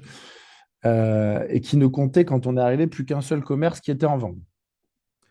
Et quand je dis quand on est arrivé, en réalité, c'est plutôt 5 porteurs de projets qui étaient des bons restaurateurs, qui avaient fait leurs expériences dans d'autres restaurants coopératifs du côté de Lyon et qui avaient ciblé ce bien, qui se vendait 85 000 euros. Auberge, restaurant, qui date de la gare à l'époque où il y avait une voie ferrée. Donc, on est sur un lieu emblématique ardéchois, cette auberge de Beauvais, connue par beaucoup, beaucoup de gens. On s'en est rendu compte après. Donc, ils avaient ciblé ça et ils viennent nous voir en nous disant, en fait, on pourrait l'acheter parce que c'est pas trop cher, mais du coup, ça nous arrangerait que vous puissiez l'acheter et que fassiez les travaux et qu'on se concentre sur notre activité. Et c'est vrai que c'est pas bête parce qu'ils sont restaurateurs, ils sont pas dans l'immobilier. Leur boulot, c'est de faire bien à manger, pas forcément de faire des belles rénovations. Et donc, c'est ça, ménage vivant. Donc, on est venu instruire, on est venu acheter pour eux. On a investi déjà 700 000 euros. On est en train de remettre 300 000 euros dans cette auberge, donc 1 million d'euros. Je n'ai pas d'équivalent d'investissement aussi conséquent dans un commerce sur un village où il n'y a pas d'autres commerces et de 450 habitants. Et on est venu travailler avec des partenaires. La Poste qui est venue réouvrir un point poste. Donc aujourd'hui, c'est café, restaurant, point poste, cave. Et sur un truc qui fonctionne hyper bien. Donc on est à plus de 3 ans maintenant, donc on a le recul. En saison, il y a 8-9 personnes. Sinon, le reste de l'année, ils sont 5 associés dans la coopérative. Et puis, ils vont autant servir le café du matin avec le journal que le pain au chocolat à la sortie de l'école, que comme ils sont référencés au fooding, et ben maintenant, on a des Ferrari qui viennent s'arrêter devant pour manger. Depuis Lyon, machin, des week-ends ardéchois ou je sais pas quoi. Donc, on est sur un lieu d'une mixité assez incroyable.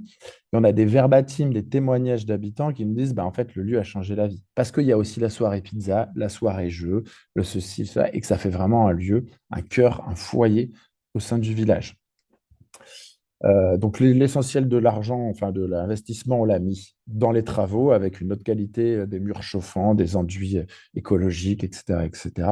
Et du coup, on se lance maintenant dans la rénovation des étages. On a phasé l'opération après 3 ans. On s'est concentré sur le rez-de-chaussée où il va y avoir 3 studios logements qui potentiellement pourront être repris à moyen terme par le restaurant pour faire l'auberge comme elle était dans le temps et pouvoir loger les gens. Je ne l'ai pas dit, je voyais le loyer progressif et juste. Pourquoi le loyer est systématiquement décidé avec les porteurs de projet? Alors, comment on fait? Eh ben, on explique comment on calcule le loyer. On leur explique que plus on fait de travaux, plus on investit, plus ils vont payer de loyer. Alors, eux, ils nous disent, bah non, on peut payer ça. Eh ben, on va leur dire, bah, voilà ce qu'on peut faire comme travaux. Et on co-construit le programme ensemble. C'est-à-dire qu'on ne décide rien seul et ils ne décident rien sans nous. On va se dire, on veut telle solution énergétique, OK, les gains que ça va faire sur la consommation, sur les charges, donc on va plutôt mettre de l'investissement. Ah, là-dessus, vous avez droit à des aides parce qu'il y a de la mise en conformité en tant qu'exploitant, on n'y a pas droit, c'est vous qui allez porter les travaux, etc., etc. On optimise nos forces, on co-construit les travaux et ils investissent toujours un peu dans le local, ce qui crée aussi un lien fort au lieu et que leur lieu, ce n'est pas le nôtre, ce n'est pas le leur. On est vraiment dans la construction de commun où, et les uns comme les autres, on a intérêt que ça fonctionne. Parce que le projet s'arrête, on n'est pas très bien en Ardèche à pouvoir le recommercialiser, ce lieu-là. Mais ils n'ont pas intérêt non plus qu'on s'arrête. Donc, on est vraiment dans la construction d'un destin commun avec d'ailleurs d'autres partenaires qui se portent garantie, qui les accompagnent. Voilà. J'essaye de faire court. Je crois que je suis arrivé au bout. Ouais, je crois qu'il n'y a plus de slide après. Et comment déposer une demande? Donc, si vous avez des porteurs de projets, si vous avez des porteurs de projets qui n'arrivent pas à s'installer ou des locaux disponibles qui se vendent et un porteur de projet en face qui est en recherche, nous, on peut venir acheter, on peut venir faire les travaux avec tous les critères que j'ai mentionnés. La porte d'entrée, c'est notre site internet. On a une visio d'information collective tous les mois avec un formulaire. Et à partir de là, ça rentre dans le flux, on analyse les projets, on voit si c'est compatible. Derrière, on lance l'étude de faisabilité d'instruction avec l'aide, parfois, même souvent, de la Banque des Territoires qui nous cofinance les études d'ingénierie, euh, et jusqu'à l'acquisition, in fine, si tout ça va au bout. Voilà, et là, cette fois, je suis vraiment allé au bout, je crois. Merci, Raphaël. Je ne sais pas le temps que j'ai tenu, je ne sais plus, mais je crois que c'est... Oui, bon, non, mais ça va, c'est bon. Du coup, je sais pas si j'ai pas fait attention aux questions. Pascal, tu as bu ou pas? Il y a eu une question sur des critères de choix en matière de transition écologique et lesquels? Excellente question. C'est une question qu'on se pose depuis le début, qu'on n'a pas su bien outiller. On a mis en place une commission sur le bâti, justement pour faire de l'avant-après sur les questions de consommation énergétique et pour pouvoir un peu étayer nos choix. Jusqu'à présent, on s'est plutôt prononcé sur des matériaux biosourcés quasi systématiquement. Et avec le porteur de projet, de pouvoir trouver la bonne solution de chauffage. Par exemple, pour une boulangerie, on va pas mettre. Enfin voilà, on a travaillé global sur comment on chauffe, comment on isole un bâtiment. Voilà. Euh, donc, on est plutôt sur une logique de mieux-disant, mais qui est plutôt comment dire, au cas par cas. Et là, on est en train de s'outiller avec des outils vraiment pour les gains énergétiques, pour tous ces choix-là. Donc, et comme ce qu'on fait d'ailleurs, on met a priori tout en commun et on pourra d'ici une année mettre en commun le travail qu'on a fait sur ce sujet-là. Et merci. Merci, Raphaël. Et puis il y a une autre question sur la zone d'intervention de Village Vivant. Actuellement, il y a une partie ouest d'Occitanie qui ne peut pas faire l'objet d'une intervention. Est-ce que la zone géographique peut évoluer? Alors pour l'instant, non. Pourquoi? Parce qu'on a des demandes d'à peu près partout et on ne veut pas forcément être trop gros. On préfère travailler avec des partenaires et essaimer pour qu'il y ait d'autres villages vivants qui se montent ailleurs. Euh, mais dans notre plan stratégique, il y a l'étude d'une nouvelle antenne à horizon 2 ans. Beaucoup de choses nous attirent sur l'Occitanie et du côté de Toulouse, mais ce n'est pas encore au programme. Voilà, on est plutôt dans les supputations. Et puis bon, pour répondre, il y a du coup, ça me fait une belle transition. Il y a Belleville. Et à Belleville, il y a Bien Commun aussi, je les cite, qui Il y sont en a bien création. commun également, oui. Oui. Voilà. Du coup, merci Raphaël. Je vais donner la parole à Tom, du coup. D'accord. Du coup, Marlène, vous projetez Oui. le diapo peut-être? Merci. Bon, mais super. Ouais, merci pour la transition, merci pour l'invitation. C'est super d'avoir des espaces de discussion là comme ça. Donc, merci à DevPat. Et je vais essayer de pas trop redire tout Live. ce qui est dit. Je pense qu'il y a eu il y a eu beaucoup de bonnes choses qui ont été dites là par nos partenaires avant. Donc, je vais tâcher de présenter un petit peu Belleville et ce qu'on fait. Pour me présenter rapidement, moi je suis Tom Rénal. Je travaille à Toulouse, donc au sein de l'agence Occitanie de Belleville. Je travaille comme responsable impact, donc garant de toute la stratégie d'impact social qu'on veut pousser au sein de nos projets, et responsable de développement. Donc c'est moi qui suis en charge de défricher tous les sujets, toutes les sollicitations qu'on peut avoir pour monter des projets avec la foncière. Et notamment, je suis à porte d'entrée de dialogue avec les porteurs de projets, les collectivités. Donc, j'expliquerai un petit peu aussi qui sont nos ports d'entrée sur les projets. Euh, donc, Belleville, c'est quoi? Belleville, alors, je pense qu'on l'a bien dit avant, ça part d'un constat là, sur le domaine de l'immobilier.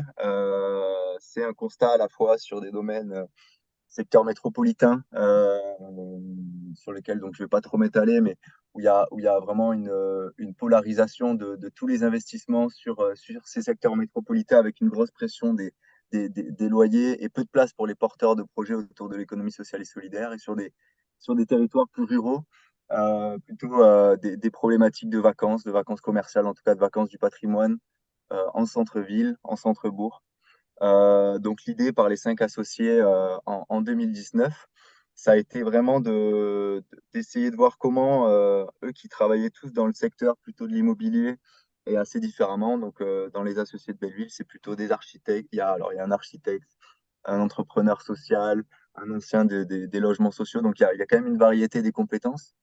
C'est c'est comment se dire, comment utiliser l'immobilier autrement et le voir vraiment, on l'a dit je pense avant, comme un outil, se voir vraiment comme un outil au service de projets. Nous, notre gros spectre, il est quand même assez large, mais on dit d'utilité sociale euh, qui vont transformer positivement, durablement donc le quotidien. Donc c'est vraiment comment remettre cet outil immobilier plutôt comme un moyen pour aider des initiatives et notamment de porteurs de projets à se concrétiser et à les aider là-dessus.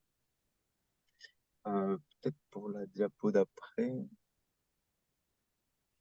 Bon, là, il y a quelques chiffres, mais pour resituer un petit peu l'action de Belleville en chiffres, aujourd'hui, Belleville, c'est une foncière qui a aujourd'hui 4 ans, qui a été créée à Toulouse. Et on a notamment maintenant une implantation à Paris, une implantation qu'on appelle plutôt Méditerranée, donc avec une personne à Montpellier et une personne à Marseille. Nous, notre secteur, notre rayonnement, on essaie d'aller, et pour les mêmes raisons que Village Vivant, c'est à 2 heures de nos bases pour aussi pouvoir être là au quotidien et assurer un suivi régulier des projets qu'on accompagne. Donc environ 26 projets en cours, toujours situés autour de ces 2 heures. Donc à différents niveaux. Là, je parlerai un peu là justement aussi des niveaux du cycle de vie d'un projet immobilier plus tard. Donc avec des projets en montage, des projets vraiment en étude amont, vraiment, on dit en amorçage, nous, et des projets en exploitation dont on détient tout ou partie des murs. On expliquera aussi un peu nos modalités d'intervention.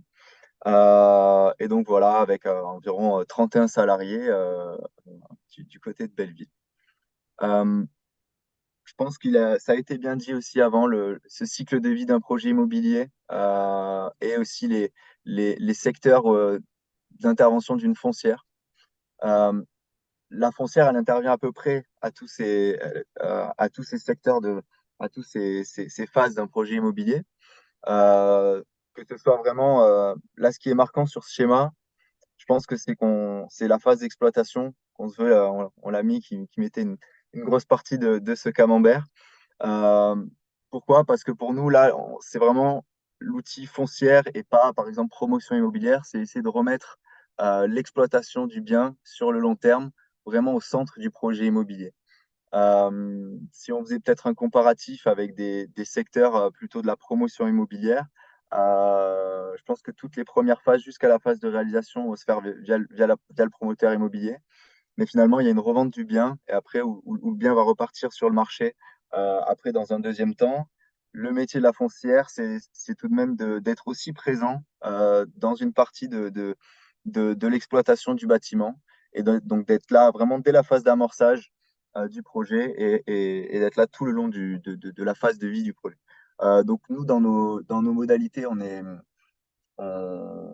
tente de travailler cette histoire de portage long terme aussi pour pas laisser repartir les biens sur le marché. On est tout de même une foncière privée, donc c'est une foncière qui est on est une SAS. Pour le moment, le modèle de Belleville dépend de levées de fonds obligataires, donc c'est des obligations qui sont émises et dont on a un taux de rendement à assurer à nos investisseurs. Donc, ce taux de rendement, en tout cas, c'est des remboursements qui sont in fine sous 7 ans. Donc pour le moment, on travaille les sujets avec une détention de 7 ans. Par contre, on ne s'interdit pas de travailler plus long terme. Euh, nos investissements, ils viennent à la fois nos sources de financement, et c'est un des gros sujets d'une foncière, parce qu'une foncière, c'est une entreprise qui est vraiment extrêmement consommatrice de capitaux. Nos sources de financement, il y a du financement citoyen, donc via la plateforme lita.co, on a levé une partie de nos fonds. Des financements institutionnels, donc là aussi, on est accompagné par la Caisse des dépôts et des financements plutôt de fonds d'investissement privés comme vous savez, je pense, doivent dédier une partie de leurs fonds à des projets dits à impact social. Donc, on essaie de capter une part de ces investissements. Nous, les angles d'attaque et les sujets qu'on a vraiment envie de pousser sur les territoires, on les a déclinés sous cette thématique d'impact. Donc, on parle de projets d'utilité sociale au sens large, on s'inscrit dans les domaines de l'ESS. On parle aussi de réponse à un besoin de territoire vraiment préqualifié. Donc, c'est pour ça qu'on s'appuie notamment sur les collectivités aussi pour vraiment comprendre ce qui se trame dans ces territoires-là et comment on peut les accompagner. Si on descend un petit peu cette, cette grille-là, donc là, on met une attention assez particulière à accompagner et à pousser des sujets quand on les a accompagnés autour de l'inclusion sociale et de l'accès à tous à nos projets, autour des projets de qualité de vie. Donc vraiment des projets qui facilitent le lien social au sein des villes, au sein des centres-bourgs, dans les milieux plus ruraux. Essayer d'avoir des espaces plutôt de foisonnement, de croisement, des espaces de gratuité dans les espaces qu'on porte. Alors sur du commerce, mais ça peut être aussi des lieux de vie. On aime bien accompagner les projets dits de tiers-lieux, mais en tout cas des projets mixtes où il y a plusieurs usages qui vont se croiser. Euh, un fort attachement à la cohésion territoriale. Donc c'est tout là le discours et l'attachement qu'on a à parler avec les politiques publiques. C'est vraiment répondre à un besoin de territoire. Donc, comme le disait Mélanie aussi, on est assez intéressé de pouvoir lire toute la politique et toute la stratégie quand on va arriver sur un projet, d'avoir peut-être des documents structurants sur la partie de commerce, et en tout cas, comment la ville voit le renouvellement de son centre-ville. On aime bien accompagner ça. Un développement économique, donc soutenir une économie locale et vertueuse. On est attaché à accompagner des porteurs de projets plutôt locaux dans les projets qu'on porte. Une attention sur la transition écologique. Donc là, c'est à travers aussi porter plutôt des projets déjà de réhabilitation et peu de projets de construction neuve. On peut le faire vraiment à la marge. On ne va pas aller sur des projets d'artificialisation des sols. Sur la démolition, reconstruction, plutôt dans des centres-villes, on peut regarder les sujets, mais on est plutôt sur la réhabilitation de patrimoine. Ce n'est pas forcément facile, hein, mais on aime bien accompagner ces projets-là et essayer d'accompagner avec plutôt des matériaux biosourcés, essayer de travailler la performance énergétique des bâtiments qu'on va réhabiliter. Peut-être une toute petite aparté sur un outil qu'on a mis en place qui s'appelle Atelier Belleville. Mais je peux en parler sur le projet Génération Pasteur, peut-être, si on passe. Deux projets rapidement qu'on porte pour des petits exemples. Donc là, c'est le projet Génération Pasteur. C'est un projet qui est à Albi. Donc Albi qui est bénéficiaire du programme Action Cœur de Ville. Donc là, pour resituer un petit peu pourquoi on est intervenu, là, c'est vraiment plutôt en réponse à une collectivité. C'est-à-dire qu'il y a un appel à manifestation d'intérêt qui a été émis par la collectivité. Parce qu'il y avait deux besoins. C'est un besoin de réhabilitation de patrimoine vraiment emblématique. Donc là, c'est une ancienne école Jules Ferry en plein centre-ville avec le tilleul au milieu de la cour. C'est un bâtiment vraiment emblématique et vraiment incroyable. Et aussi une problématique de logement qualitatif en centre-ville pour essayer de faire revenir les familles dans ces centres-villes-là et d'éviter l'étalement urbain et le modèle qui est très bien, mais de la maison avec le petit jardin, etc. Mais aussi avoir cette vie-là familiale en centre-ville d'Albi. Donc nous, considérant que ces besoins, on avait aussi envie de les accompagner. On a répondu à cet appel à manifestation d'intérêt. Ici, le programme, c'est la création c'est un projet plutôt mixte avec la création de 2 commerces en rez-de-chaussée, un atelier d'artistes en fond de cours et 8 logements plutôt intermédiaires avec des loyers plafonnés sur les étages. Donc la transformation de salle de classe en logement. Euh, pour comprendre un peu aussi comment on a réussi à équilibrer cette opération-là qui était architecturalement, qui est quand même assez poussée, qui est une opération qui a coûté quand même assez cher. On a quand même un gros volet subvention, évidemment. On a été accompagné là par deux fonds friches, le fonds friche de la région et le fonds friche de la préfecture. Et sur la partie logement, avec Action Logement qui nous a aidé à subventionner une partie des travaux des logements. Donc là, il y a eu tout un montage qui a été fait, et notamment aussi avec la Caisse des dépôts qui est intervenue en direct, et ils en parlaient tout à l'heure. Ils peuvent intervenir en direct dans des sociétés de projets dédiées. Donc là, c'est ce qui a été fait. Donc, il y a une société de projet dédiée qui a été créée avec la Caisse des dépôts et Belleville pour porter l'exploitation de ce sujet-là. Euh, un petit focus aussi qui est intéressant, c'est que quand on part d'un besoin de la collectivité, euh, on répond à un besoin, c'est très bien, mais je pense que l'angle d'attaque autour du porteur de projet, de l'exploitant, il est quand même assez essentiel dans les projets. Donc, on a aussi beaucoup vocation à accompagner des projets qui nous ont été amenés, en tout cas par des porteurs de projets. Et là, l'exemple, c'est par exemple que les deux commerces, on a le bâtiment qui est livré là, en mars 2024. On a beaucoup de pistes, mais on n'a pas encore trouvé de preneur pour les commerces. Ce qui fait que, bon, ben, voilà. Et c'est aussi pour ça, en termes de sécurisation et de réponse, vraiment que le bâtiment soit calibré pour un preneur. C'est aussi bien de les avoir déjà très en amont du projet. Donc c'est dans ce cas-là que c'est intéressant. Rapidement, le deuxième projet, j'espère pas être trop long, c'est le château de Montfranc à Arvieux. Arvieux, c'est un village de 800 habitants dans l'Aveyron. C'est un village assez extraordinaire où il y a une vraie dynamique citoyenne, villageoise. Il y a notamment toute une thématique autour de la transition numérique, écologique et numérique dans ce territoire. Donc, il y a des entreprises là, qui se sont montées, il y a des plateaux il y a un coworking, il y a tout un tiers-lieu autour du numérique qui a été créé dans le centre du village. Et ça, avec le concours le concours du maire, des entreprises présentes, des villageois, c'est assez incroyable.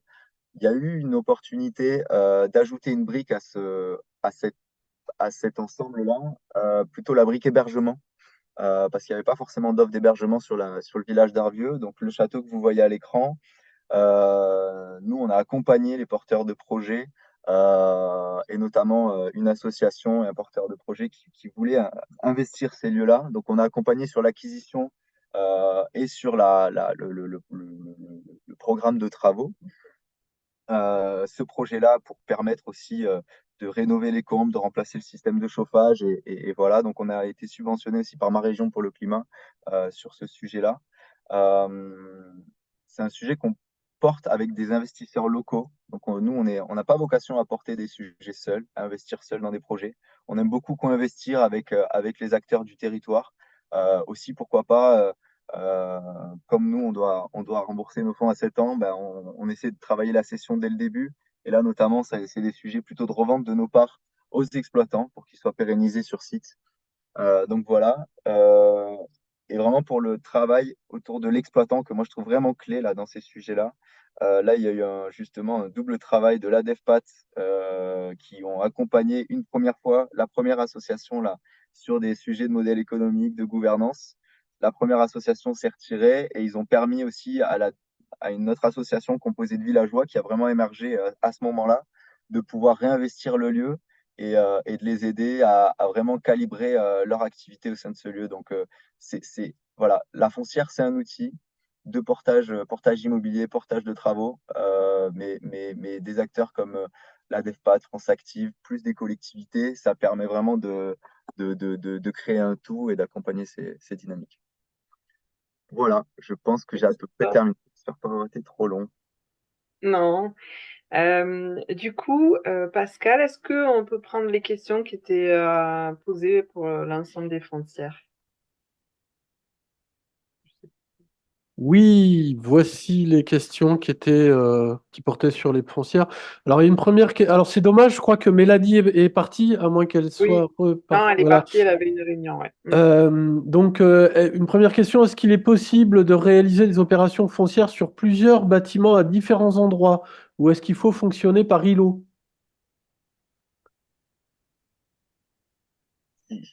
Ouais. Je veux- Vas-y, Raphaël.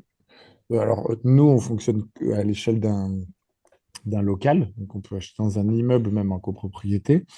Et Focal, sans trop dire de bêtises, ils peuvent fonctionner de cette manière-là aussi.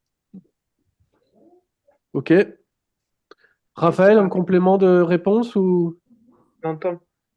Pardon, Tom.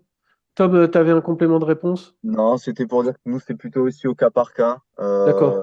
que s'il y a une stratégie d'ensemble qui peut être regardée, ça peut être intéressant. Par contre, c'est du plus long terme, et là-dessus, Hmm. on va travailler aussi chaque sujet quand même indépendamment, donc il y aura du temps à passer, mais c'est pas exclu. Ok. Et puis, il y avait une autre question. Si le bâti existe sur la commune, est-ce que l'intervention d'une foncière est possible? Enfin, pardon, si le bâti appartient déjà à la commune. Il y a deux possibilités. La première, nous, on travaille, on ne l'a jamais fait, mais on est sur deux, trois études de cette manière. C'est que soit la collectivité nous revende le bâti, le patrimoine, soit elle nous le met à bail emphytéotique sur une durée qui, pour nous, doit être minimum de 66 ans, pour qu'on puisse porter sur le long terme les investissements. Voilà les deux schémas possibles. Euh, voilà. En tout cas, en ce qui nous concerne. C'est à peu près pareil côté Belleville, hein. On peut travailler ces sujets avec des bails amphithéotiques. Il y a aussi les sujets, nous, qu'on trouve assez intéressants, c'est de travailler avec les EPF locaux. Aussi ces sujets de portage intermédiaire du foncier qui nous permettent aussi de prendre le temps de se positionner, de porter des études et finalement il y a des frais qui sont inhérents là-dessus. Il y a toujours ce sujet qui gère le risque dans ces sujets-là et je pense que les EPF locaux, ça peut être une bonne réponse de portage intermédiaire. Voilà.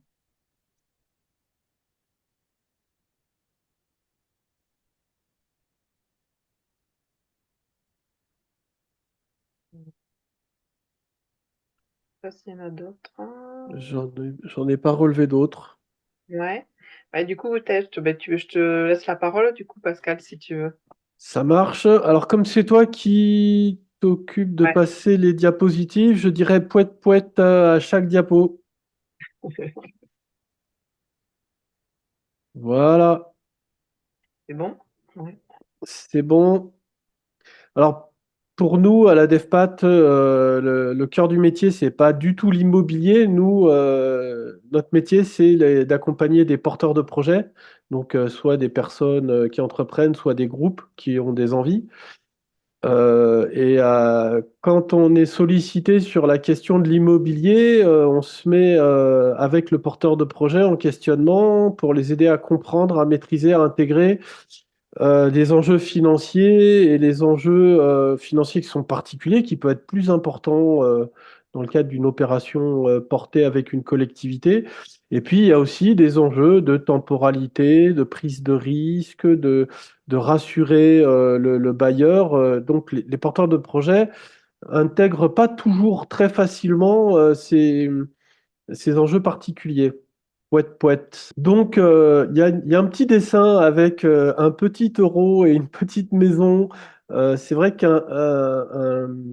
quelqu'un qui veut créer une activité, que ce soit un individu ou un groupe de personnes, bah, quand on bricole, c'est souvent moins gros en volume financier et en volume de bâtiment.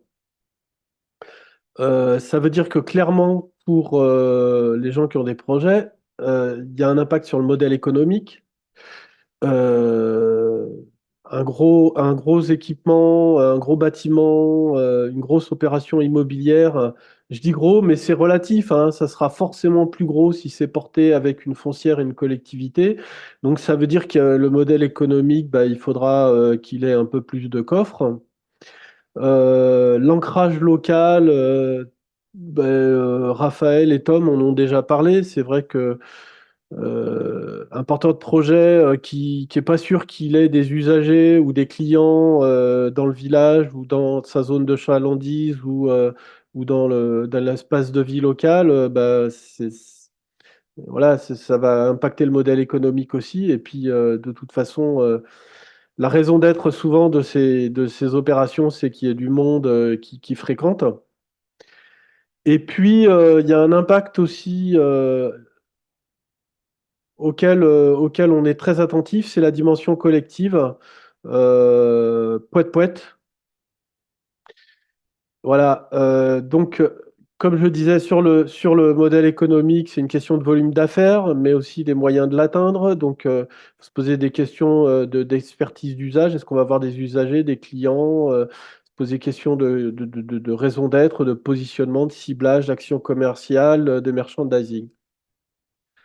Bien entendu, des questions de statut. Alors voilà, tout ça, on le voit sur poète, poète, Marlène, poète, poète. Des exemples sur lesquels soit j'ai eu à intervenir sur mes zones, soit en renfort de collègues. Vous voyez là, il y a Rabastens où on intervient en complément de Belleville. Il y a Florac où on intervient à la pompe en complément de Village Vivant. Mais aussi une opération à Millau qu'on aurait pu faire avec Focal qui finalement s'est pas faite parce qu'il y a une différence de temporalité et d'enjeux perçus par les porteurs de projets et par les collectivités. Et puis à la Cône, une opération qui se fait pas non plus parce que toujours pareil, cette différence de temporalité et de perception des enjeux qui fait que quand on a le porteur de projet, l'opération elle est pas prête. Quand l'opération elle est décidée publiquement, on n'a pas les porteurs de projet. Bon, voilà, il y a des réglages de, de temporalité et d'enjeux à faire. On a trois configurations possibles quand on accompagne des porteurs de projets. On peut accompagner des personnes seules sur le modèle économique. On peut accompagner des porteurs de projets collectifs sur la dynamique de groupe, en tout cas sur le modèle économique aussi, mais c'est une dimension supplémentaire. C'est celle de l'intelligence collective et de est-ce que tout le monde est aligné sur le même projet. Et puis, on peut accompagner aussi sur des dynamiques de projets multi-acteurs.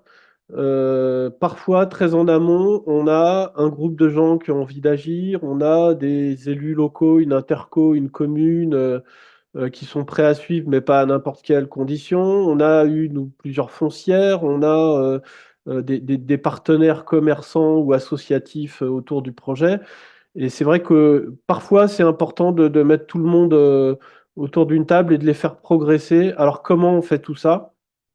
Sur les trois configurations possibles, hein, soit un porteur de projet tout seul, soit un collectif, soit une dynamique multi-acteurs, ben, en formation-développement, c'est une succession de plusieurs séances de travail. Je ne les ai pas toutes matérialisées ici. On est plutôt sur des 6 à 8, 10 séances de travail qui permettent à un intervenant spécialisé choisi par la DEFPAT sur mesure de faire avancer le porteur de projet ou le groupe sur des objectifs sur lesquels on s'est mis d'accord en amont. C'est tout le temps du sur-mesure. Et tout ça, c'est encadré en amont, en aval, par un groupe d'appui au projet qu'on réunit avant de démarrer et à l'arrivée. Groupe d'appui au projet, c'est pour ne pas dire comité de pilotage, parce que les pilotes dans l'avion, c'est le porteur de projet, c'est pas les partenaires autour de la table. Et juste, oui, un petit complément. Tout à l'heure, on a vu avec Mélanie qu'il y avait une brique commercialisation, une brique gestion immobilière et locative, une brique cession. Et moi, je viens de vous parler là d'une brique accompagnement, soit pour monter l'opération, soit sur le modèle économique du futur locataire. Et puis, il y a une brique dont on n'a pas trop parlé aujourd'hui, mais qui est super importante et qui dépend de pas mal d'entre vous. C'est la brique de détection des porteurs de projets.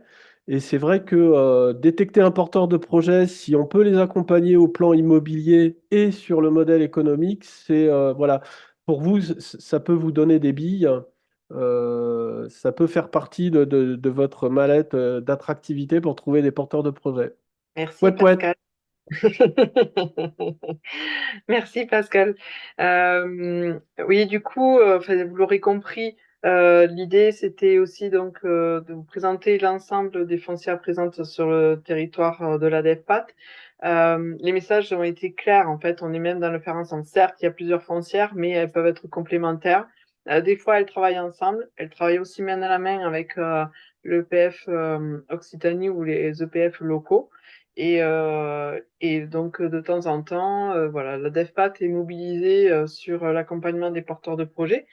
Et voilà, l'idée, c'est si vous avez une idée sur votre territoire ou que vous accompagnez des collectivités qui peut-être ont des idées de structurer quelque chose autour de l'immobilier, et notamment l'immobilier vacant, logement ou commercial, ben voilà, pensez à mettre autour de la table donc la caisse de dépôt, l'ANCT bien entendu aussi, le EPF, les foncières et bien entendu nous on peut être partie prenante également. Voilà.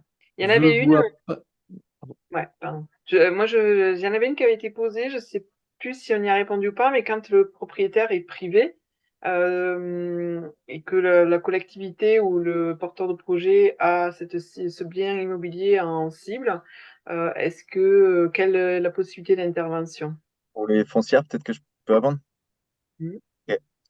Bah là-dessus, vous l'avez très bien dit. Donc, nous, on peut négocier à l'amiable, aller rentrer en négociation avec ses propriétaires. On sait que c'est des processus qui sont longs, ou pas, mais la plupart du temps, oui.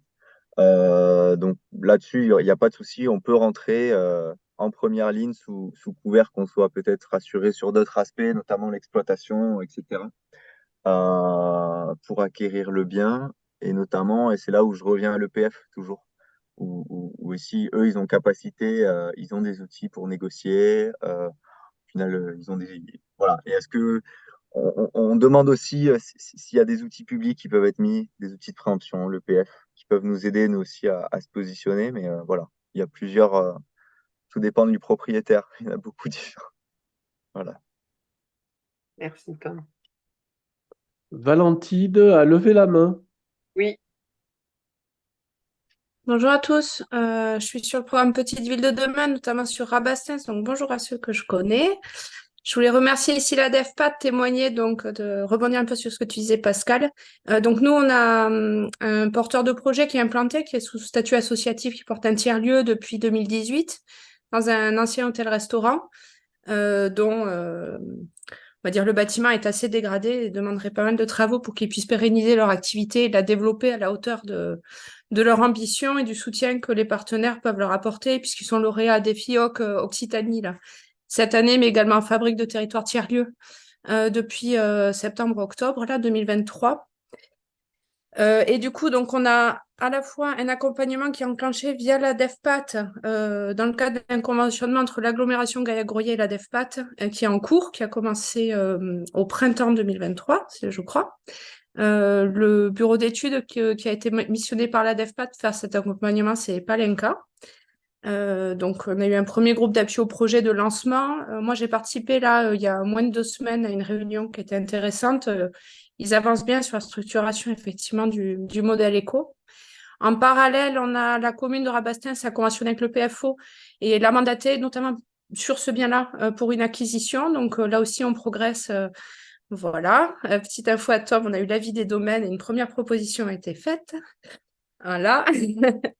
Et effectivement, on est en contact, alors plutôt informel pour le moment avec Belleville, un contact qui a été initié par le porteur de projet, l'association, et que j'ai repris moi pour le compte de la commune. Il y a déjà eu des échanges entre Belleville et la mairie plus formels. Voilà, on aura l'occasion d'en rediscuter bientôt. Voilà. Merci en tout cas, à la fois pour la qualité des échanges aujourd'hui et pour l'accompagnement de la DEFPAT sur ce projet en particulier. Merci Valentine. Merci Valentine. Les exemples concrets, des fois, ça parle beaucoup mieux que les grandes diapositives. Oui, et j'espère juste vous dire qu'en 2024, je pourrai revenir avec vous voilà, pour vous parler de ce qu'on a fait sur ce lieu. En tout cas, merci. Merci beaucoup pour ces échanges qui ont été très riches et très intéressants et j'espère qu'ils ont répondu à vos questions et à vos questionnements. Donc le prochain Webiscope aura lieu le 22 janvier avec notre partenaire de la CRES sur les pôles territoriaux économiques et coopératifs et parce qu'il y a des nouvelles opportunités qui s'ouvrent sur les PTCE en 2024 et on a souhaité en fait vous amener cette information-là. Voilà. Mais merci aux intervenants, à Tom et Raphaël, à Mélanie qui nous a quittés un peu plus précisément, ainsi que Fabien et Guillaume. Et au plaisir de vous retrouver une prochaine fois autour des écrans. Et bonne fête à tous en tout cas. Merci à tous, joyeuses fêtes. Merci beaucoup. Merci à la à DEFPAT. bientôt. Joyeuses fêtes et merci à la Au revoir. DEFPAT en tout cas. Bonne journée. Merci Pierre. Merci beaucoup.